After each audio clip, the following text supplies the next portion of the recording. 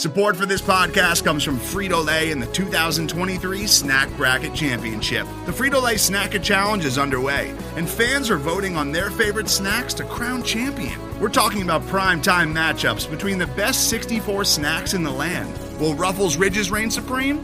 Can Doritos defend their dynasty? Or will Smart Food use their smarts for a surprise upset? Only you can decide. Get in on all the action for a chance to win up to $1,000 or a year's worth of snacks. Let your snacks be heard. Just go to fritolaysnacket.sbnation.com to vote and enter for a chance to win. No purchase necessary. Sweepstakes ends April 3rd, 2023. Void where prohibited. Year's worth of snacks awarded in the form of 52 coupons, each good for one bag of chips. See official rules at fritolaysnacket.sbnation.com.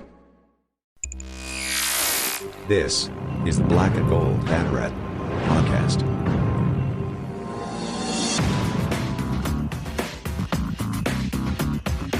Now, here are your hosts, Jeff Sharon and Eric Lopez. Welcome to the Black and Gold Banneret podcast. Jeff Sharon and Eric Lopez with you. We got well, not a full house, but like a crowded house, I would say.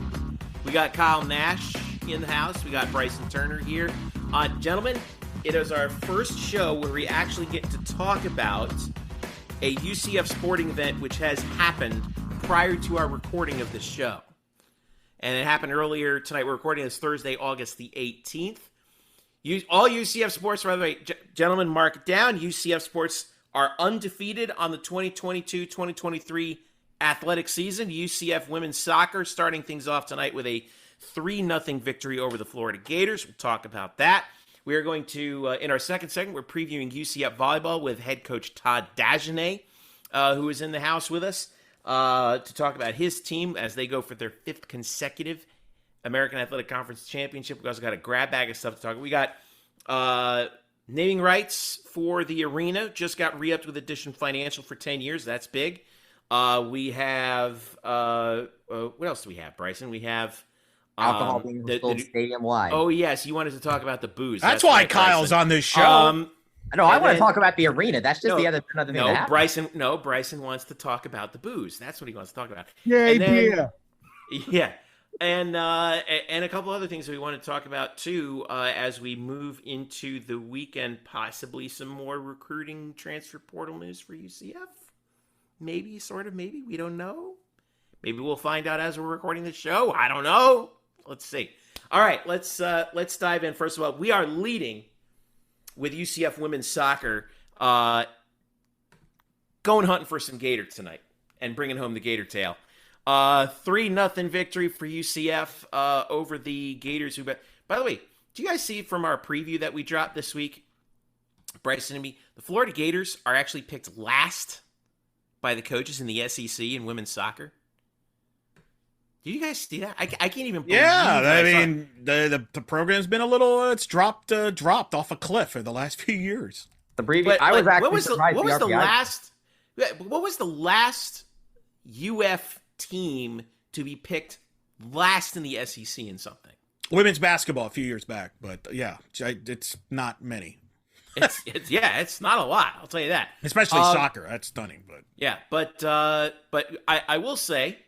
They held it with UCF for the first 45 minutes, but then in the second half, UCF busted open, starting with Kristen Scott, who got the first goal of the year in spectacular fashion a little bit later on, and that was in the 54th minute.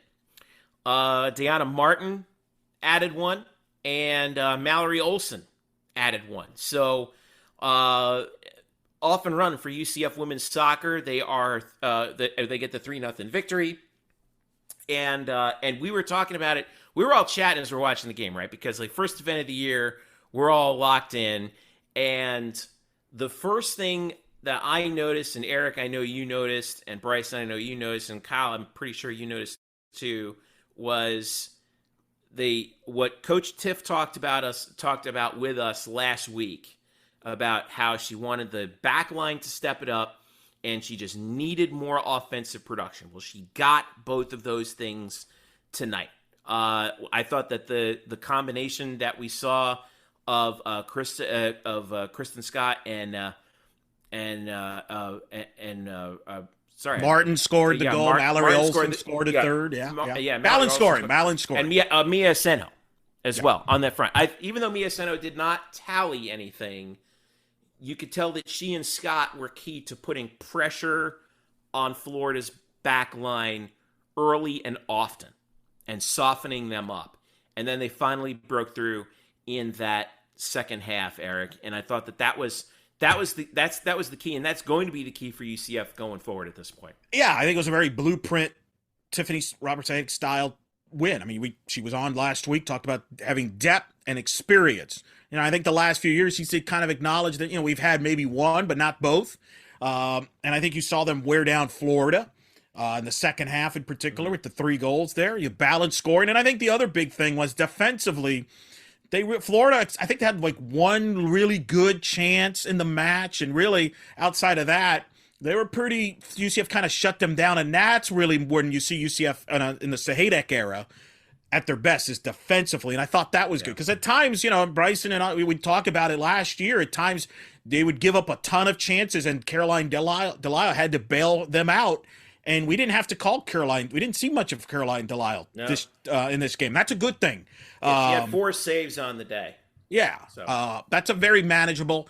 And so I thought it was a very appropriate, considering it's Coach Sahaydak's 100th win at UCF. It's a good start to get that first win. You beat Florida. That's always good because obviously it's going to get tougher from here. But, yeah, you see some of the promise that this team has the potential for. Bryson, I thought one of the interesting numbers having to do that, we talked about the back line, right? Corners. UF had 6 of them. UCF managed to get only 1 corner in the match, but still Florida managed only 9 shots, no goals off that. So that tells me that, like Coach Tiff was talking about, that back line was working tonight. Oh, it definitely was. And what's actually amazing is Coach Tiff told me that Ariel Young actually sprained her ankle and right before the game. And so she ended up not playing. So you'll hear it a little later when I talk to her after the game, and Georgia Eaton-Collins mentioned it as well. But this is why I love the fact that she has depth, because if this were last season, that would have been very bad because Ariel Young was one of the good spots about good players in the back line. But the problem is that they didn't have depth back then to back it up, which is why Caroline Delisle just kept getting peppered with shots, and bless her heart, she had to take so many, but she can't block all of them. So this time around, they actually gave her help, which was great. I actually saw Caroline after the game, and I asked, and I was like, hey, I mean, pressure's got to be off a little bit. So it was fun, both goalies had 4 saves.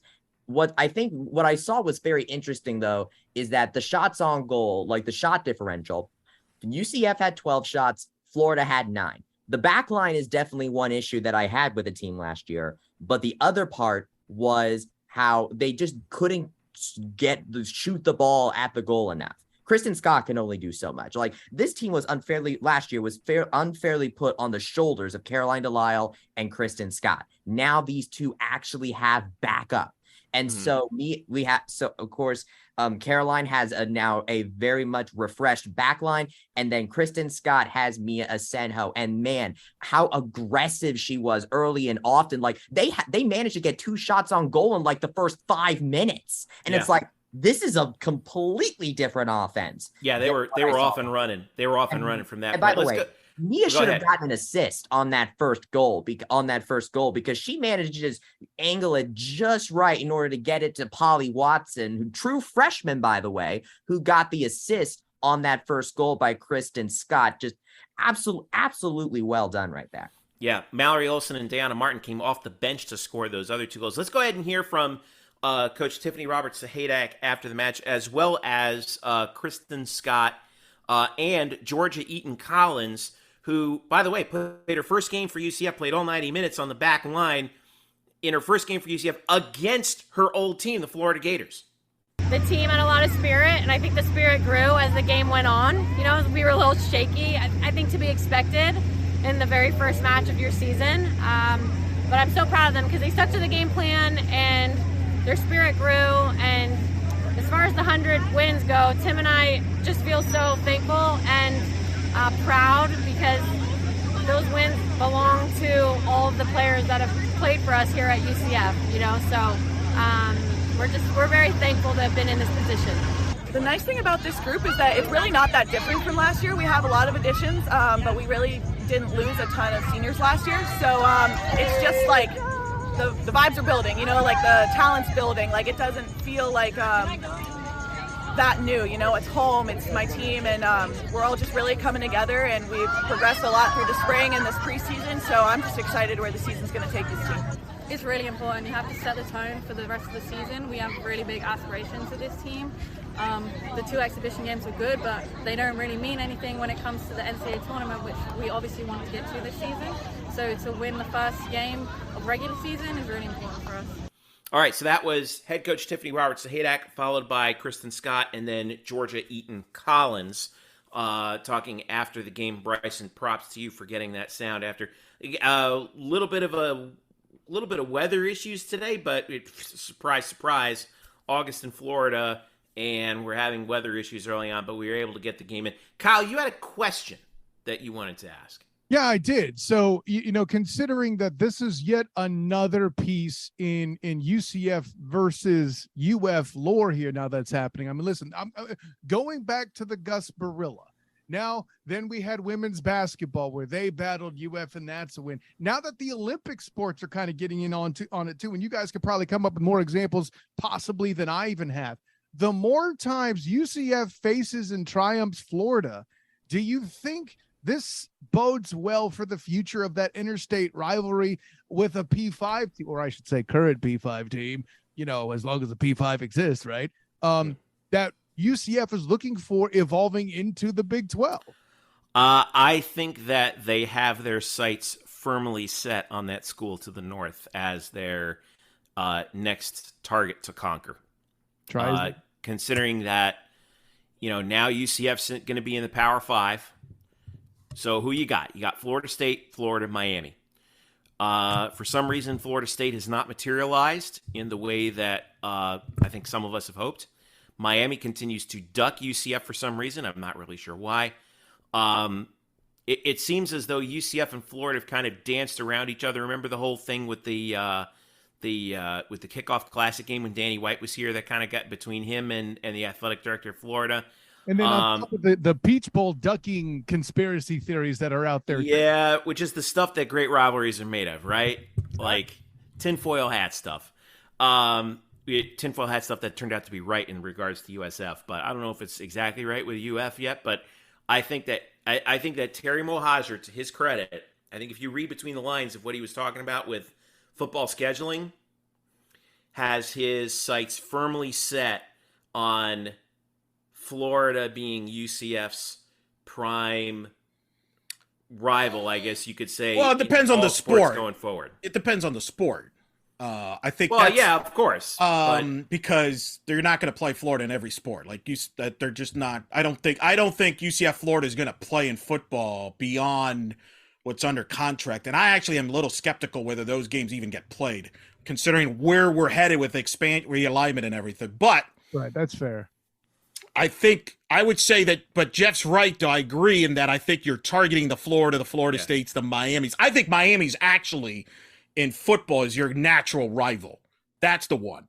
Well, I'm talking about transcendent of sport, right? Because what the fans are looking for is trying to find the next iteration of Horns Down. No, granted, Well, I will say this. You're right about this. Florida, UCF draws in every sport. It just does. I could take it from experience. It draws viewership. I think from and a women, attendance. Yes, absolutely. I think for as far as to transcend first of all, and we had Coach Sahaydak on last week, and she told us in the scoop, they're going to continue to play South Florida in women's soccer. And I think in women's soccer, that rivalry will continue. I still think that's your number one rival in women's soccer moving forward because, yes, you're not in the same conference, but there's a very good chance you're going to see each other in the NCAA tournament, and that's actually higher stakes than conference. And I think in some of these sports, like women's soccer and softball, where the two sports are really good, that's the rival. Then there's other sports where I think you could argue about different elements. of who the rival is. But, I mean, I would throw in women's basketball as a possibility to extend it with South Florida. Yeah, correct. Too far down. Yeah. Sure. No, I agree. Yeah. But, I say, Kyle, you brought up the good point, which is aside from the on-field stuff, there's a cultural aspect to it. Yes. And the cultural aspect from UCF's perspective, I think, is our UCF's MO is always punching up. Right. All right. And we're not punching up or across at South Florida anymore. Correct. As much as I like to defend the war on I-4, it's that becomes punching down now, which, by the way, I find tremendously satisfying also. But anyway. But I also, I think, by the way, but UCF needs a target to punch up at, and Florida is the target now.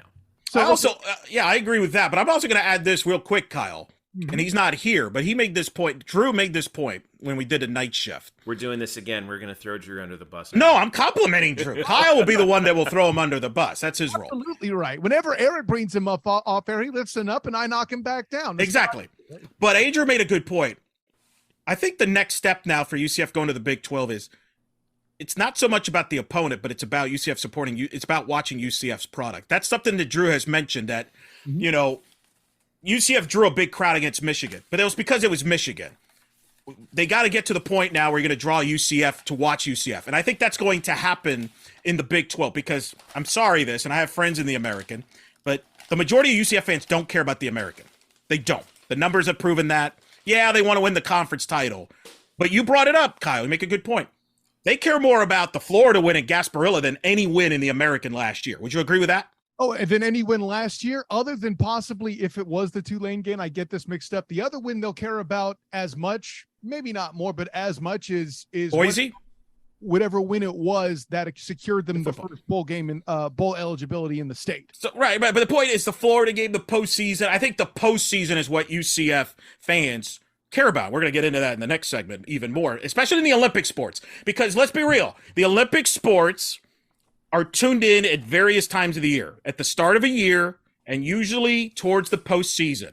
And especially with fall sports, it's hard to draw the attraction because of football, the gorilla that is football.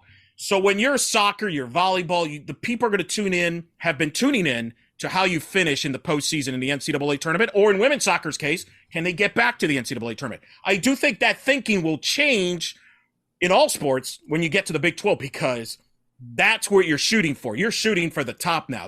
You've reached what you wanted to reach, which was a major conference, and I expect viewership, listenership as far as UCF sporting events, everything will bump up once you get into the Big 12.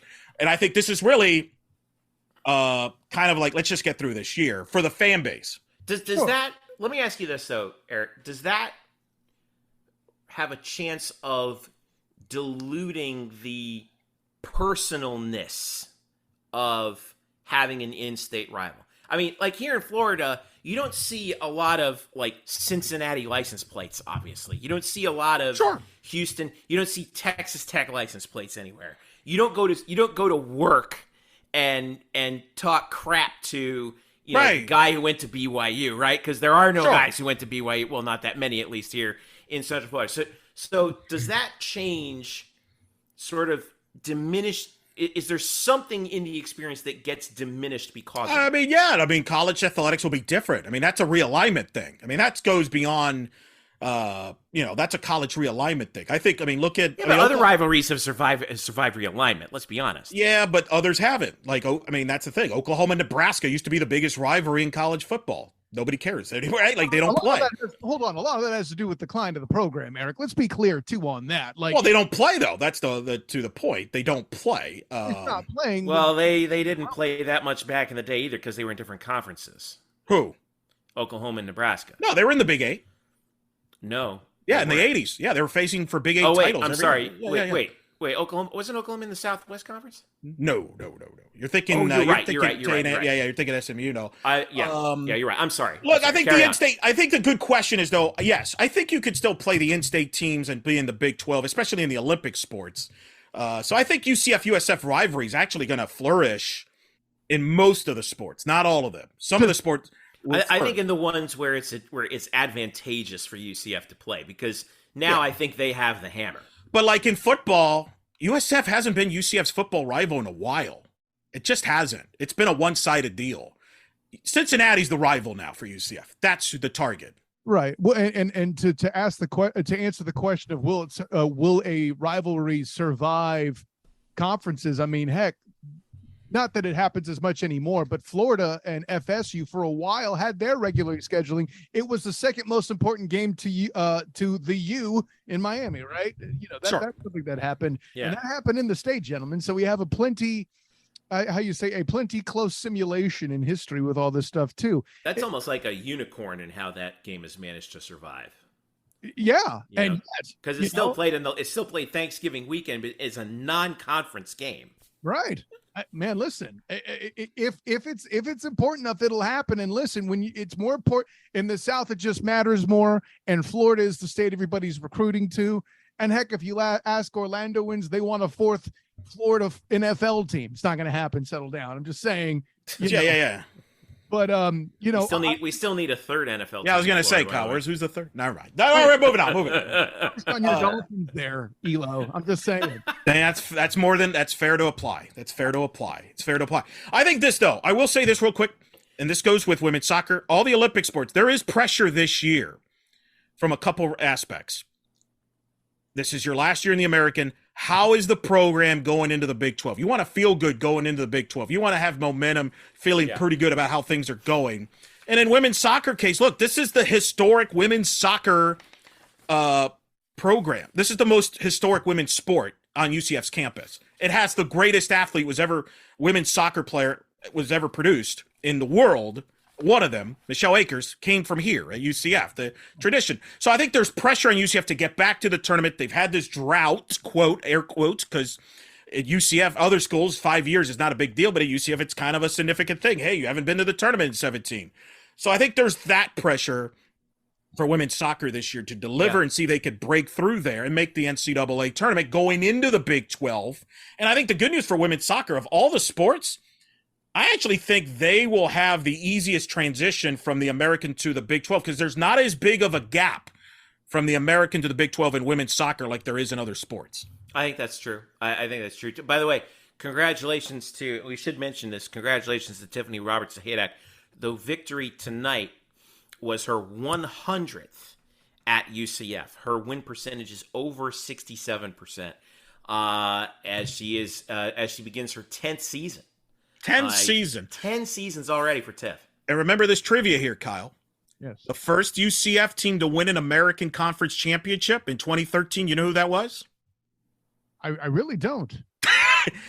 Women's soccer. Let me take a wild guess. Yeah, women's soccer. They edged out football by a week, I think. If I just said women's soccer out loud, I'm ruining the shtick, guys. See, this is called good radio. I can be the heel, regardless of how this big isn't radio. This is a podcast, Kyle. You got to get the radio thing out of your head. Yeah, but it's radio for the new kids.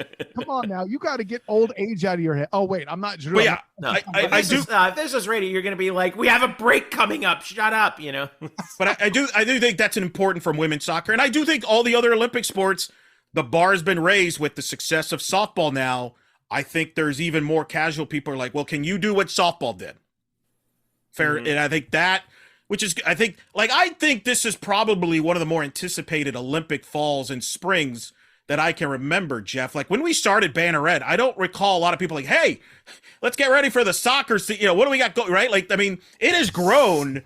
And I think ESPN Plus, the exposure has been a factor, but people now have expectations for these programs. Certainly since 13, when UCF got into the American and the USF thing was real.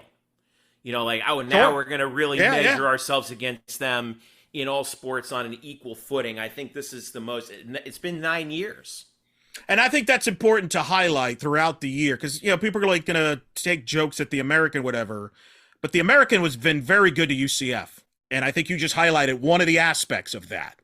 I think it's helped grow UCF's football and grown the other sports across the board over this decade. I think the American's been a big positive step for UCF. And And listen, even to you, Eric, who's the money guy, that was a better look for them fiscally when they moved to the American. Absolutely. Yes. But let's be clear about something. And I'm not saying UCF shouldn't leave, so nobody do that. But right.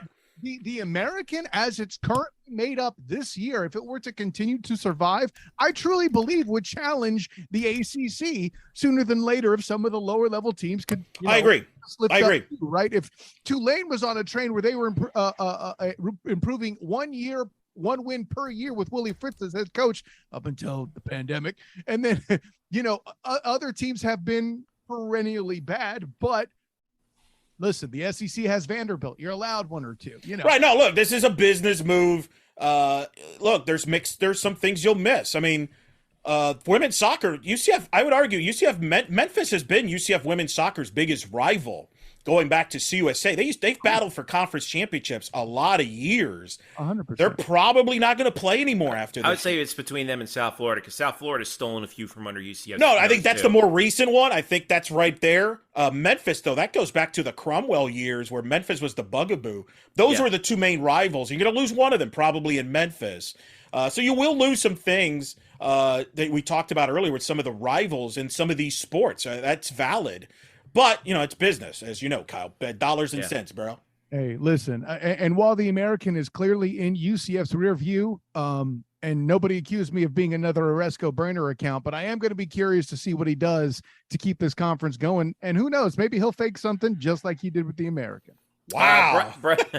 Bryson. We talked about the American and teams that are under pressure. Maybe no other team is under as much pressure to win the American as the team that's won 4 American championships in a row and may very well be favored to win a 5th this year. That's UCF Volleyball. We will preview them. Head coach Todd Dagenais joining us here on the Black and Gold Banneret podcast on the other side of this break. Stick around. The Black and Gold Banneret podcast is back after this. Today's episode is brought to you by Cars.com. With over 2 million vehicles and 50,000 more added every day, Cars.com will match you with the perfect car for you, your budget, your life, your style. And if you're ready to say goodbye to your current car, Cars.com will get you an instant offer to cash it in. Just start by entering your license plate and get matched with a local dealer who will write you the check. So whether you're looking to buy or sell, just go to Cars.com. It's magical. All right, welcome back to the Black and Gold Banneret podcast. And real quick, Eric and Bryson, which UCF team has won the most consecutive American Athletic Conference championships right now? It wouldn't happen to be volleyball, would it? Oh, of course it would happen to be volleyball. 4 in a row, and the Knights are going for one for the thumb this year, and they should. We haven't gotten the preseason poll yet, but it should be coming out fairly soon, and they'll be the favorites to do it again. UCF Knights get ready to start their season on September the 2nd against Syracuse. I'll be there for that. And joining us now to preview his team is the winningest head coach in UCF volleyball history, our old friend Todd Dagenais. What's up, Todd? How are you? Doing well. How's the gang doing out there? We're ready to rock, man. I was worried, like, when August hits, it's like, oh man, we got all this preview stuff, but now it's like we're in a flow. And I know you guys are getting ready to hop into a flow too. So I wanted to start by asking you about, last year, once again, another remarkable season. Like I said, your 4th straight conference championship. You guys have won 72 of your last 75 matches against American Athletic Conference opponents and came so close to hitting the second weekend out of Pauley Pavilion against UCLA. And I guess I'll ask you from there, what were some of the things that you think your veterans, you got a lot of players coming back in your core. What are your returning veterans taking into this season from that experience last year where, for heaven's sake, thank God we didn't have to go to Gainesville again, but you're playing against a team like UCLA that was, that was that good and coming that close to the second weekend. Right. You talked about the non-conference season. First of all, we played Murderer's Row of a non-conference season. It was a top 10 schedule nationally. to play Penn State and Georgia Tech in the same day. Penn State obviously finishing as a high top 25 school. Georgia Tech going to the Final Four unexpectedly, but good for them. They got there. And so we had a pretty major non-conference season where, I think we came out 7-5 or 8-4 or something like that, but we felt pretty good about ourselves. Get into conference and go on a roll right away. And then losing that tough 5 gamer to Houston at home. I wouldn't say it woke us up, because it didn't. What it did do is it forced us to refocus just real quick. Hey, what are we doing? What did we do wrong? Did we skip a step in preparation? And we were just on cruise control after that. And I thought it was really nice to see how the players in a very mature way took the whole season, one match, and just in a total business-like attitude heading into the NCAA tournament. I remember after that Houston game, and this is one of the quotes from the last 365 days that I think really stuck with me, and I might not get it word for word, but I remember you saying that during that game the team played to not lose, and they ended up losing instead of playing to win. Is that something you really want to be able to drive home to the players going into the season from the get-go? We knew that was going to be the toughest non-conference match. We had to play them twice, but we knew that was going to be the toughest non-conference match. And Jeff earlier alluded to the fact that we'll be the favorites to win. I don't think that's going to be the case. I still think it's going to be Houston, and that's okay. Well, whatever preseason polls say, I really don't care. But heading into that match, I thought it wasn't a tightness. It was just kind of let's just sit back and wait and see what happens. And, a couple times we lit some fires under ourselves to get it to go to 5. But I think we learned right there that being passive or passivity is not going to be the way we play. I thought they took that match and it was about dominance. They wanted to go out and they wanted to dominate. They didn't want to win. They wanted to win in 3, and they didn't want to win in 3. They wanted to win 25-0. And that is really, what took us into the NCAA tournament. And I think that's what surprised Pepperdine more than anything else, is that it was a very confident team who has discovered that they can dominate if they want to. And, as far as they go, it was all about being dominant and it just really applying the pressure to your opponent.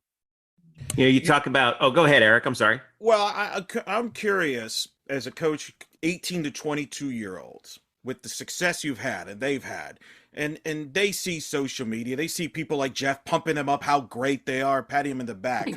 I'm curious, as a coach, how much do you push them? How do you determine to push them, to keep them, to get them better on an edge? And how much do you depend on your leaders to do that? I'm curious on the balancing act there to keep them hungry, especially for the veterans to show the youngsters who might think, oh, this is a cakewalk, which is not the case.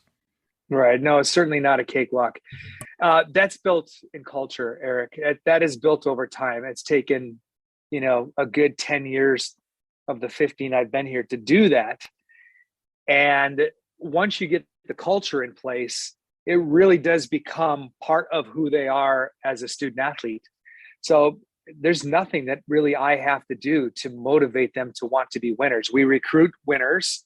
We recruit winners whose families expect them and push them to be winners. And so they're constantly surrounded by this message of excellence inside and outside the classroom.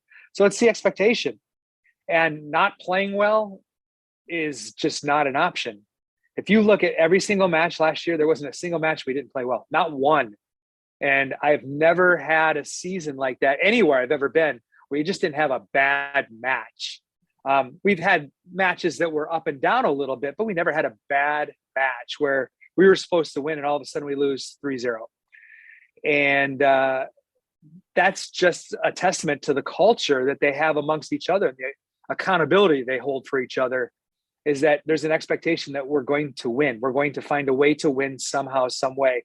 And that is passed down from generation to generation.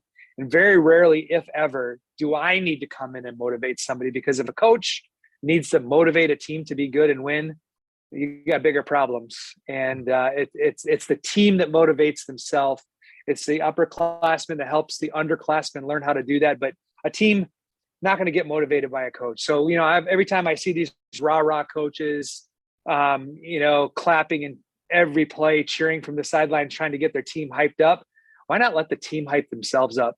It just, I think maybe that's my style. I let the team hype themselves up. I want them to celebrate. I want them to go crazy. I don't mind if they yap a little bit under the net. That's their team. That's their game. I am there to facilitate their ability to win. I don't think anybody on the team exemplifies what you're talking about there more than your best player, McKenna Melville, who is heading into her 5th year, had a career high in kills, was number 1 in the country in total kills. She was up there among the national leaders for much of the season. Also led the nation in attacks, which I know is one of the things that concerns you, because, there's a balance, but there's always a balance between, I have a player who's this good. She's 510 kills away from 2,500 for her career, which would put her top 10 all time in the NCAA history, regardless of era. But I know, you and I have talked before a lot about how, there's a balance between, I have this amazing weapon, who's really good at what she does, but then also I don't want her arm to fall off by October. So how do you plan on using McKenna this year, and what are your expectations of her in this, what's going to be her final season at UCF? I don't have to put any expectations on her. I mean, McKenna is, in a lot of ways, we facilitate McKenna, but McKenna coaches herself harder than anybody else does. She is the toughest critic of her own ability and goals and outcomes than anybody else. So I don't have to worry about her. Now, is there always that concern about using her too much? There is.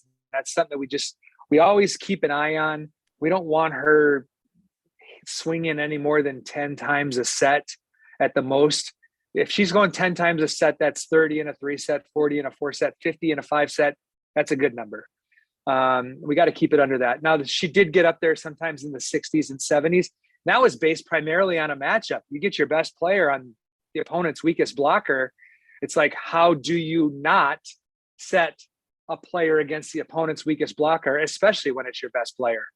So, we'll continue to manage her. We managed her last year. I thought we did a really good job of managing her. And the only time that she got out of the box a little bit was when she had a great matchup. And we just wanted to take advantage of it over and over and over again. Now, against a really good team, that's what we have to do. We have to take advantage.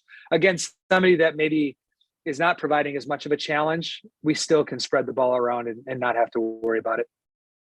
Now, I thought one of the underrated parts of last year's team was how good you were defensively. I mean, obviously the headlines about, about McKenna Watch, right? But you guys last year in the NCAA were 8th in blocks per set, 1st in the conference in that, and 5th in team total blocks. And I think one of the keys there was Narissa Moravec and Anne-Marie Watson. Narissa was 3rd in the NCAA in blocks per set. They both graduated right now. You still have Claudia Dillon back, so and the size that she provides. So how are you going to fill those holes in the middle blocker position? Well, we have options here, and that's the one thing that's nice as a coach is to sit here knowing we have options. First of all, as a right side with Watson blocking, in her career anywhere between a ball a set and 1.2 a set, those are middle blocker numbers. Those are put in the top 25 of middles. And here she is a right side putting up these numbers. So she just had an insane ability to read, to get in front of a hitter, and to get a block down on the floor. We return Mackenzie Chambers, who is a good blocker, and we bring in Kari Zumak, a transfer from Indiana, who is also a very good blocker. So, that's going to be a preseason battle that we'll have to wait and see how it plays out. But either way, we're still going to get some pretty good blocking numbers on the right side. Then in the middle, we have Amari Williams coming off an injury year. And we also have Abby Hansen transferring in from Oregon. Both are very high-level blockers. So we have a lot to replace. I'm not going to lie. I mean, replacing 1.45 blocks a set, top 3 in the nation, that just doesn't just replace that. But I'm hoping that we can cut into it a little bit with Claudia and with Abby and with Amari. And I think, we'll get the right combination on the floor to, if nothing else, make it easier for our defense to shine. And that's really what it was. It was making it, the block, set it up where if they got the block, great. But if they didn't, the defense was in a great spot to dig a ball. And we're going to continue using a very simple formula for block dig. And just we'll see how that pans out. Watson and Moravec, I mean, I would argue they're right there alongside Tyra Harper as like a triumvirate of like the best blockers that this UCF volleyball team has ever had. And McKenna, you can also put together as one of the best offensive players UCF has ever had, considering she's now chasing Renata Menchikova for the most kills in program history. But you also have an all-time great setter in Amber Olsen making her return this year. She's currently 4th on the all-time assists list. How important is it to have Amber return, especially considering she with McKenna, considering the facilitation that Amber does with the offense? The return of Amber is prolific for a couple of different reasons. One, obviously, she's set for 4 years and she's won 4 championships. So bringing somebody back with the complement of having McKenna and Claudia back and, just some of the offensive pieces, she makes it so hitters don't have to adjust to a new setter. And that's really, it's just like having a quarterback return, right? It's the receivers know how a ball is thrown. They know the tempo, they know the spin, they know the arc, and that's going to be nice for everybody.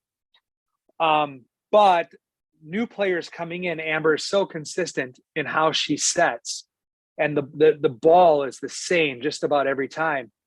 And it's going to be very easy for the new players to get comfortable with the new system because of the way Amber sets.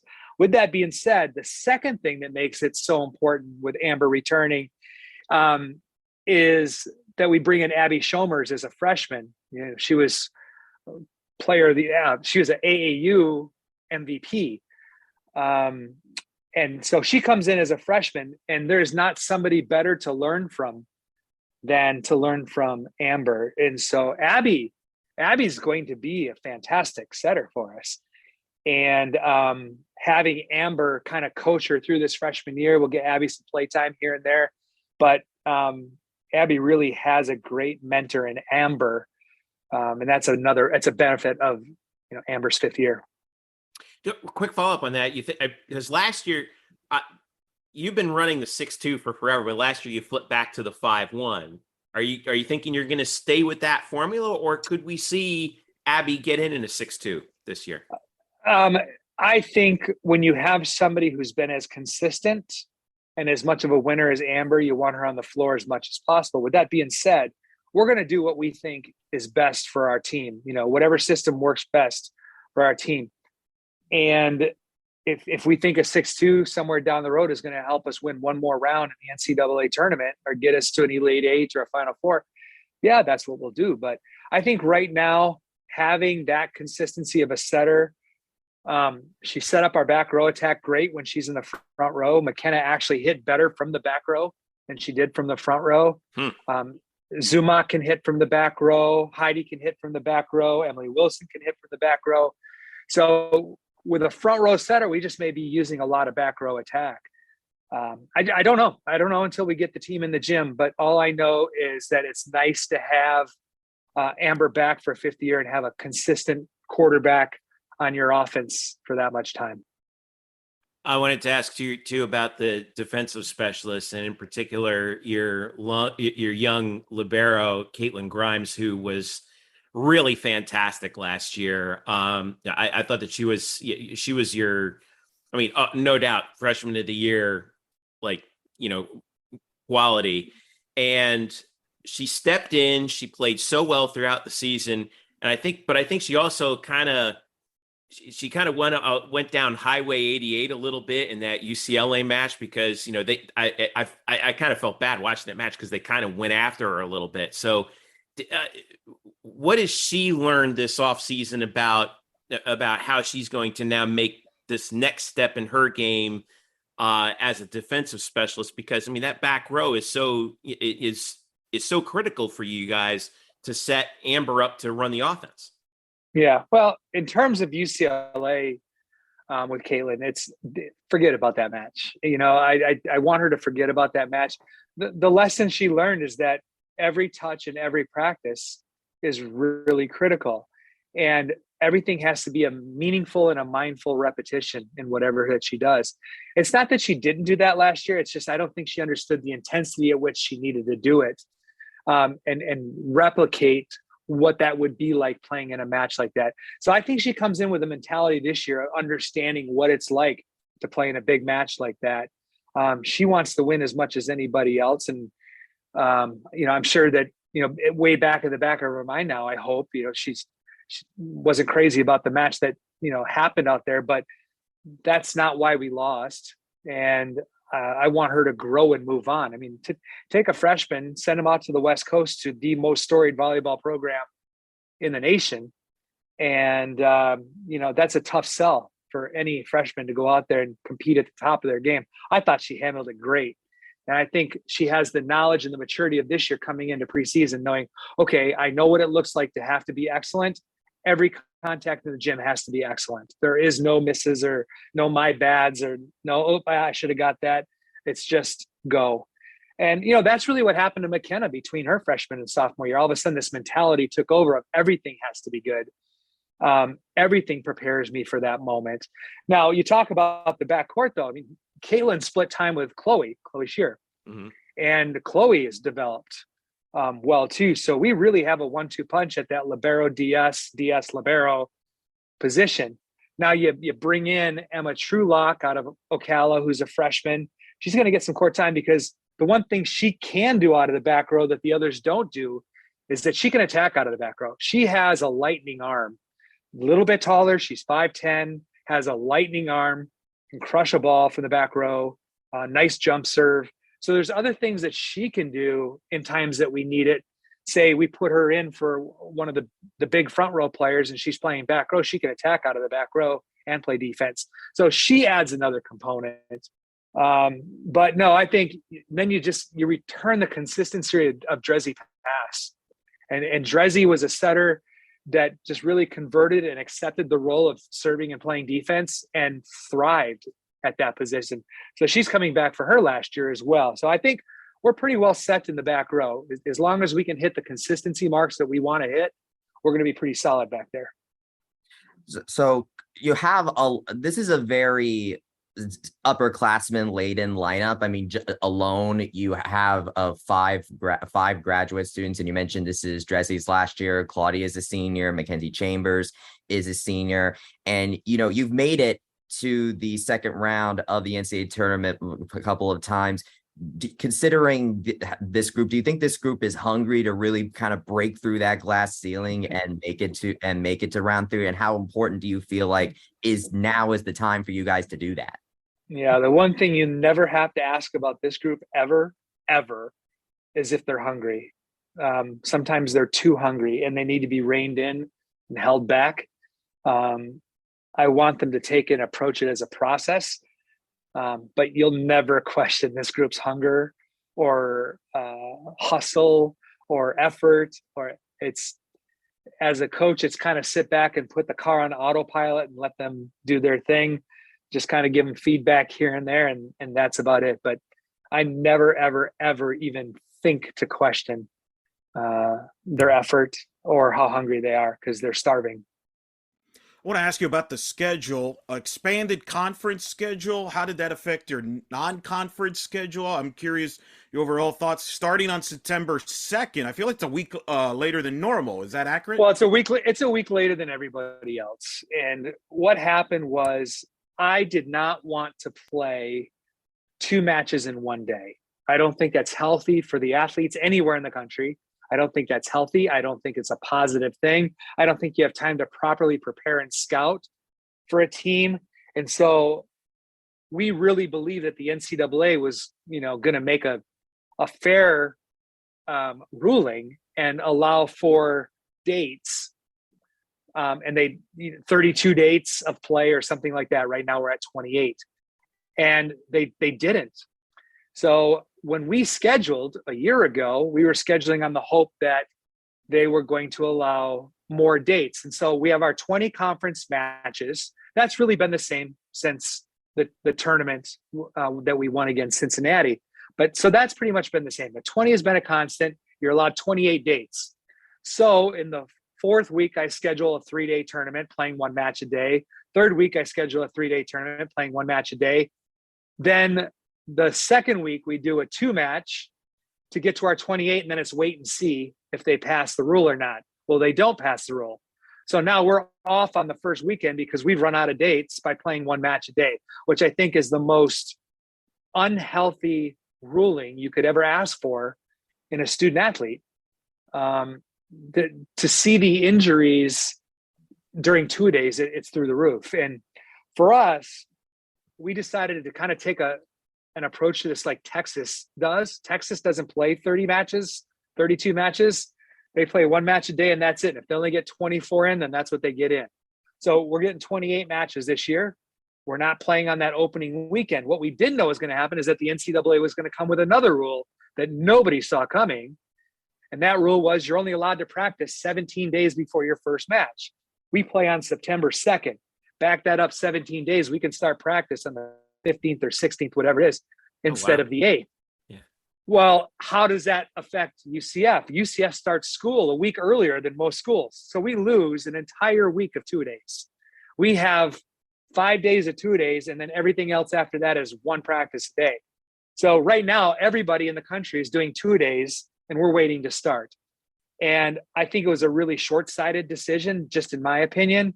I understand they wanted a uniformity across sports, but not all sports are the same. And it just put us really behind the 8 ball in terms of number of practices and ability to get our athletes physically ready for the grind of a season. There could be some advantage to that, though, don't you think? Because if you're starting a little bit later, there's at least the possibility that you could be a little bit fresher more towards the end of the season, no? Yeah, I agree. I think that's one way of looking at it. The other way of looking at it is you're 3 matches behind everybody else. They've already figured a lot of things out even before you stepped on the floor.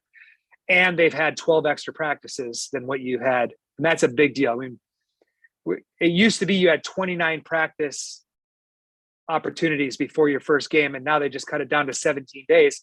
And for us, 12 of those 17 are one practice a day. Yeah. So it's a disadvantage in some way. And yeah, there may be, we'll have some fresh. The lining of all of this, the silver lining, is that we return so many players, so many starters. Yep. That it doesn't affect us as much as it would if we were a really young team where we needed a lot of practice. I think we can get ourselves ready in that amount of time and be ready to play. We'll just be 3 matches behind everybody else, so we'll have some making up to do. Coach, you mentioned earlier that you talked how you kind of did your strategy like how Texas does it. Of course, if under the way things are going right now, you will join them in the Big 12 while Texas is still there for a couple of seasons, and this schedule actually allows you to have a bit of a sneak preview of a couple of Big 12 teams in Kansas State and Kansas. How important is it for maybe some of the younger players to face those two, considering that they will become regular conference opponents in the future? And will you try to get the younger players a little bit of playing time in those games to get them prepared for that? Sure. We're excited about that move. We've had success against the Big 12, against their teams that have gone on to play in the NCAA tournament. But Kansas and Kansas State were scheduled intentionally, of course. That was to get that Big 12 feel. Kansas State comes here, but we go to Kansas. And for us heading into that conference, it kind of gives us an idea of where we are. We think we know where we are, but you never really know until you get on the floor with them and compete it out. So 2 opportunities to play against the Big 12. And, of course, we've got a job to finish up here in the American, and we know how we want to leave the conference and how we want to tie a bow on it. And we're not really looking forward too much to the competition in the Big 12, but we see it on the horizon. It's something that's really exciting for us. And getting to play these 2 teams only helps, get ready for that day when that day comes. But right now the focus is on, playing good non-conference teams, trying to build up a decent RPI, and then get through the conference, winning as many games as we can, and hoping at the end it's enough. It's kind of, a year from now, but that's fast in coach's life, right? Like, I mean, from a scheduling standpoint and everything, how will that affect how you schedule non-conference with the Big 12 slate? And in particular, and this is, you're not the first UCF coach we're going to ask this, and won't be the last. How will this affect, for example, the USF matchup? Will that continue as a possibility? And if so, and how? I think everybody would like to see the USF series continue. Whether or not it does, it's just going to depend on factors that are partly in our control as coaches, but also out of our control. I know the Big 12 has already released the format of their schedule. Once the 4 teams come in, we'll play 18 matches, and the NCAA has moved to a 32-match season in the future. So we'll have 14 dates instead of 12 for non-conference. So we'll have plenty of time to play decent non-conference matches and get us ready for the 18 matches that we'll play in conference. What they're going to do is it's going to be something like you'll play 12 matches against 6 teams. You play them twice, and then you play 6 more matches against the team once, and that'll make up the 18. And that'll be what our conference season is. So it allows us a lot of freedom to schedule non-conference. And sure, we'd love to keep playing with Miami. We'd love to keep playing Florida Gulf Coast. Any of those matches that help us build our RPI, we want to continue those matches. So we haven't scheduled anything yet, but now that we know the format of the Big 12, we can go ahead and start putting 4 weeks of non-conference together. How much, from your perspective, have some of those administrative things changed now with the Big 12 on the horizon? Like, are you getting things like phone calls from other schools saying, "Hey, let's get together for a non-conference matchup," that maybe you haven't gotten calls from before, or even in recruiting, right? I mean, it opens up, in volleyball, it opens up a whole new kind of ball game here, doesn't it? Scheduling wise, it's been tough, Jeff. It's been tough to get teams to play us, especially at home. They know what our home record is. They know the upset that we've had at home. It's tough to get that RPI bonanza team to come play us here. Now, they're willing to play us at their place, but they don't want to necessarily play us here. So there's going to be a lot of home and homes that we'll schedule. In terms of recruiting, it's undeniable the doors that it's opened for us. Our 23 class is shaping up to be probably our best recruiting class since the McKenna class 5 years ago. And our 24 class is shaping up to be the best recruiting class that we've ever had. So there's undeniable, no doubt, that the conference change has opened the door to a higher level of recruit without sacrificing character. Remember, I said character and work ethic and family and all that stuff is huge to us. And we're not going to step backwards on that because we're taking a step up in competition. We are who we are because of our ideals and because of our chemistry. We're not going to change that, even though we're moving up a conference. So we're having access to better players without having to sacrifice integrity and without having to sacrifice chemistry. I got to ask you about kind of the big picture in the sport. You've obviously been in this sport your whole life. Big story in the offseason, UCLA, USC is going to go to the Big Ten. As somebody that knows those two programs well from your time in California, what was your reaction when you heard the news, and how will you think that will affect volleyball? So from my perspective, having been at USC and having been with UCLA for so long, why not? I mean, they're in a conference where their TV dollars were going downhill, yet they're looking at the Big Ten where they can get $100 million per school. UCLA is in a financial hole that they can't climb out of in the TV deal that they're in. So it makes all the sense in the world for USC to get into the Eastern time zone television slots and UCLA to go along to help them get out of debt.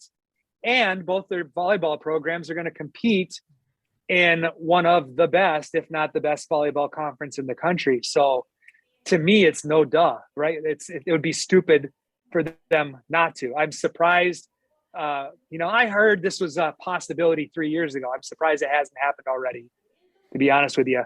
It was, I always knew that SC and UCLA would be the first to move out of the Pac-12. I just didn't know if it was going to be to the SEC or if it was going to be to the Big Ten.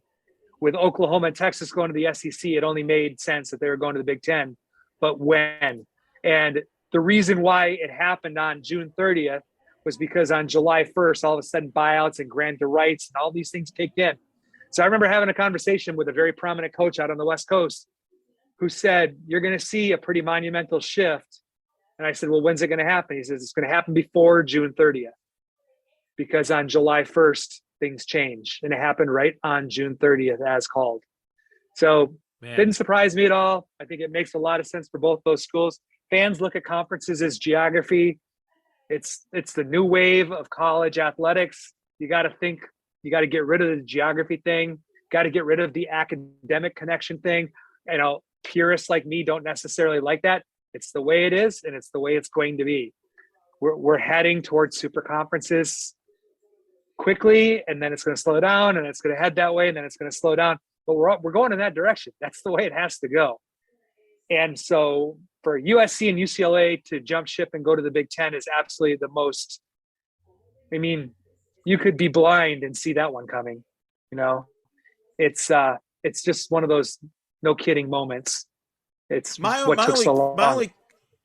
My only concern, Coach, is, and you know this from volleyball travel, I hope that the Olympic sports, especially volleyball, when they're traveling to the Midwest and vice versa, when Big Ten's, that they're taken care of, because it's easy for football. They're traveling charter and things like that. But I hope that the other sports get taken care of when it comes to travel, because these are student athletes. There is, classes they got to take of. It is a long travel. That was the thing that that has me, I guess, concerned.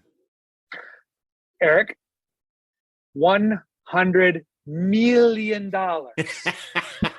He gave us the Dr. Evil pinky for those of you who don't see this. $100 million. They will be taken care of. Trust me. Good. No, that's what I wanted to hear. That's all I wanted to hear. What's the next domino that's going to fall, you think? I think right now we're in this middle. We're in the middle of what's Notre Dame going to do, and it sure seems like they want to keep their independence. They want to keep their TV deal. They want to keep their access to the college football playoff. I don't know if necessarily they're a domino. If they do anything, they'll just go into the Big Ten. It's going to be something with the Big 12 and the Pac-12. It's going to be. Is it going to be? Do they find a way to coexist as Power 5 conferences? Does one raid the other? Does the other raid the one? That's going to be the next big domino. I think the ACC has locked themselves in with this grant of rights until the 2030s. That I'm guessing they wish they didn't sign, because right now a lot of them would have been targets for the Big Ten or the SEC for a lot more money, but they're stuck. They've signed their grant of rights, and every legal scholar I've talked to said it's a pretty airtight deal. If it was able to be broken, it would have been broken already. So I think you're going to see something with the Big 12, Pac-10. Of course, selfishly, I want to see the Big 12 survive. And if we bring a couple Pac-12 schools along, then so be it. As my friends in the Pac-12 think, we've been here longer. Therefore, we should be the conference that survives, and we should take some Pac-12 teams or Big 12 teams with us. So, I don't know what's going to happen, but I know it's going to be in the Central, Mountain, and Pacific time zones. I can tell you that. What a time to be alive, man. Holy smokes. Well, you can't worry about that stuff. You got, bigger things to worry about, like, obviously the upcoming season and the Packers not having Devontae Adams at wideout. I mean, that's a concern. But they have Aaron Rodgers. That's right. I could run slot for Green Bay Packers with Aaron Rodgers. Are you trying out? You should try out. The minute I hung a 5 in front of my age, I think my tryout window closed. I understand. Like, Todd, you remember the last time we saw you on camera go out for a pass pattern in the venue? You almost broke your neck. It was just a minor flesh wound. It's catch the ball at all costs. Right.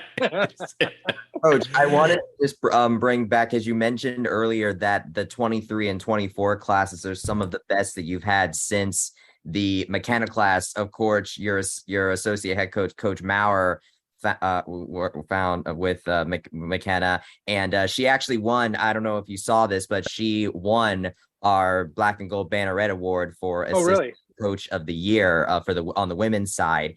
So can you just talk about how important Coach Maurer has been to assemble these recruits, considering the return with McKenna and now this recruiting class that you seem to be really excited about? Right. Well, I mean, first of all, I can tell you, I'm blessed to have two associate head coaches who are amazing. I mean, Brian, nobody has done a better job in the nation with a group of freshmen than Brian has done with that group of freshmen, starting with McKenna, in terms of training them, helping them understand the game, develop their IQ. I mean, he has done the best job in the country of any team, putting us in the position to win the 4 in a row and now have us, with a chance to win 5. So I as much as I want to talk about Jenny, and I will, we can't ever forget what Brian has done in terms of changing the history of this team. Now with Jenny, I always look out there at who are the best recruiters in the country. Eve Rackham was at North Carolina. She got the head coaching job at Tennessee. Rebecca Hong is at Wake Forest. She was at West Virginia before. I mean, these are coaches that absolutely overachieved what they should be achieving in recruiting. Jenny Maurer is number 1 on that list. She has gone out there. She's built up the rapport with club coaches, high school coaches, science teachers. I mean, whoever it takes to be able to surround that athlete with a bubble of security. And she's one of the best in the nation at getting talent in, which, it's always amazed me when it comes to talent. I look at rankings every year. We have never had a top 30 recruiting class. We have never had a top 100 recruit. Yet, I can't remember the last time we were out of the top 30. So that just goes to show the recruiting job that Jenny is doing, and then the training job that Brian is doing. It takes both of them to make it happen. But Jenny deserving and getting that Assistant Coach of the Year award is very much deserved, because nobody works at it as hard as she does. Nobody goes out there and pounds the pavement. Nobody, some coaches will say, you know what, I like that kid, but they're a little bit out of our range, out of our reach. Jenny doesn't care. She's going after him anyway, and she's going to make the kid tell her no. She's totally unafraid to go head to head against anybody in the country for an athlete. And she's doing that right now in the 23 and 24 classes, and she's winning a lot of those battles. So it can't be, you can't, boy, a UCF AD once said, you can't win the Kentucky Derby with donkeys. And it was Keith Tribble that said that. And Jenny, goes out there and she recruits thoroughbreds that nobody realizes are going to be Kentucky Derby winners. She has a way of spotting them that other coaches just can't. And so she brings them in, Brian trains them, we get them together, we get on the floor and play. And for somebody that's never been ranked in recruiting numbers, and honest to God, I don't care about them because I think they're a big farce. You have people that have no business ranking volleyball recruits, doing these rankings, acting like they're somehow an expert, yet they've never coached any kind of level of volleyball or any high level athlete, but they're taking credit for, giving these kids these rankings. And I don't know, somehow without the rankings, we're doing okay. So I'm telling you, as far as I'm concerned, we're bringing in the right kids. And I think the proof is in the pudding and the results. Don't get me started on recruiting rankings in every sport. We don't need to get into that. I love the Kentucky Derby comparison you made, especially considering who won the Kentucky Derby this year. I think it really helps a lot. But the reason I asked about Maurer, and I'm glad you mentioned Coach Brian as well. I mean, if we could give it to the whole assistant staff, we could. It's just only one can win, unfortunately. Blame Jeff. It's his rules. But I want the reason I asked is because obviously there are some people on teams that can go a little bit under the radar. Obviously, you're the head coach, and so I wanted to make sure that we wanted to make sure with that award that the assistants can get highlighted. But I wanted to ask you that similar question about this team. We talk about McKenna Melville and Amber Olsen coming back. You have obviously, of course, you have Kari and Abby who are big transfers, and Claudia coming back. And Emily Wilson is a big transfer too. Yeah. Yes, Emily as well. And so I was going to ask you who on this team that maybe we haven't talked about or maybe isn't as talked about as maybe she should be that you think is in store for a big season that maybe might be a little under the radar right now. No, I thought Wilson crushed it out at University of San Diego, and she was on the all freshman team out there. I think she has a big leap that she can take. I think Heidi Bonde in her second year is getting even better.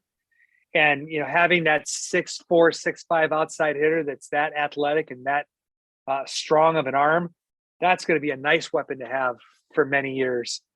We've got more coming down the pipeline that we'll talk about at some other time. But I think that one of the liberos is going to have a breakout year. I think that Amari has an ability to have a breakout year. Abby certainly has a chance to continue what she's already done in the Pac-12.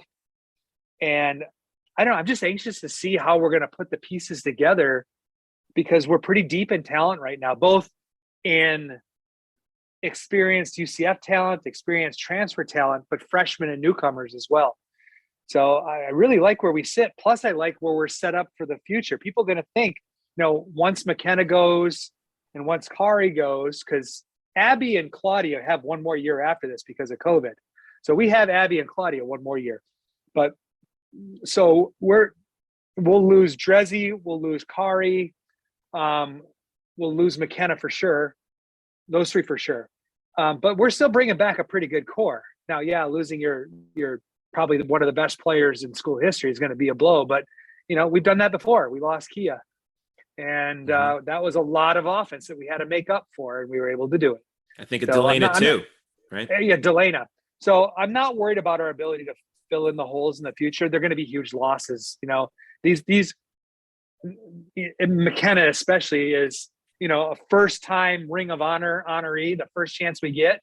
And she sure as heck better be in the UCF Athletic Hall of Fame since there's a chance that she could rewrite the record books. And but the program will go on, and the program will go on with great student athletes who bring a lot on and off the court. The program will go on, but speak to her what she means off the court. I remember you were there with her when she was honored as an All-American, but she's also an academic All-American. She's a scholar, really a great representation of the university. That speaks to her. If you've seen her grow from when she walked on campus to where she is today. Let's talk about this. Highest academic award you can receive at UCF, Order of Pegasus. She's got that. She was nominated for Female Athlete of the Year by the NCAA. You talk about all these honors, and she's so deserving of it. And it's not because of what she does on the floor. It's what she does in the classroom. It's what she does in the community. It's what she does for her team and what she does for the athletic department. And it's endless.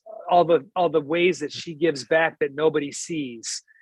And she is deserving of every honor she gets or will get in the future. You going to bring her into coach when she's done? I'd love to bring her into coach when she's done. Her mom is one of the most prominent and successful coaches in Minnesota, and mom's about to retire very soon. And I see a pathway by which McKenna gets her teaching degree finished up. She's working on her master's right now. She fills right in for mom, goes into the classroom and coaches high school. As much as I think she would be awesome at the collegiate level, I see her coaching high school at an elite level. And the athletes are going to really benefit from her tutelage. Well, this year will be our last chance to actually see her play in a UCF uniform. And UCF starts their season September 2nd, the regular season, Friday at 7 p.m. September 2nd against the Syracuse Orange. They have Kansas State the following day. Other teams coming to UCF this year in the non-conference include Miami on Saturday, September 10th. And the conference season starts September 30th against Wichita State. Last question before we go, Todd. Packers, give us a record. Wow.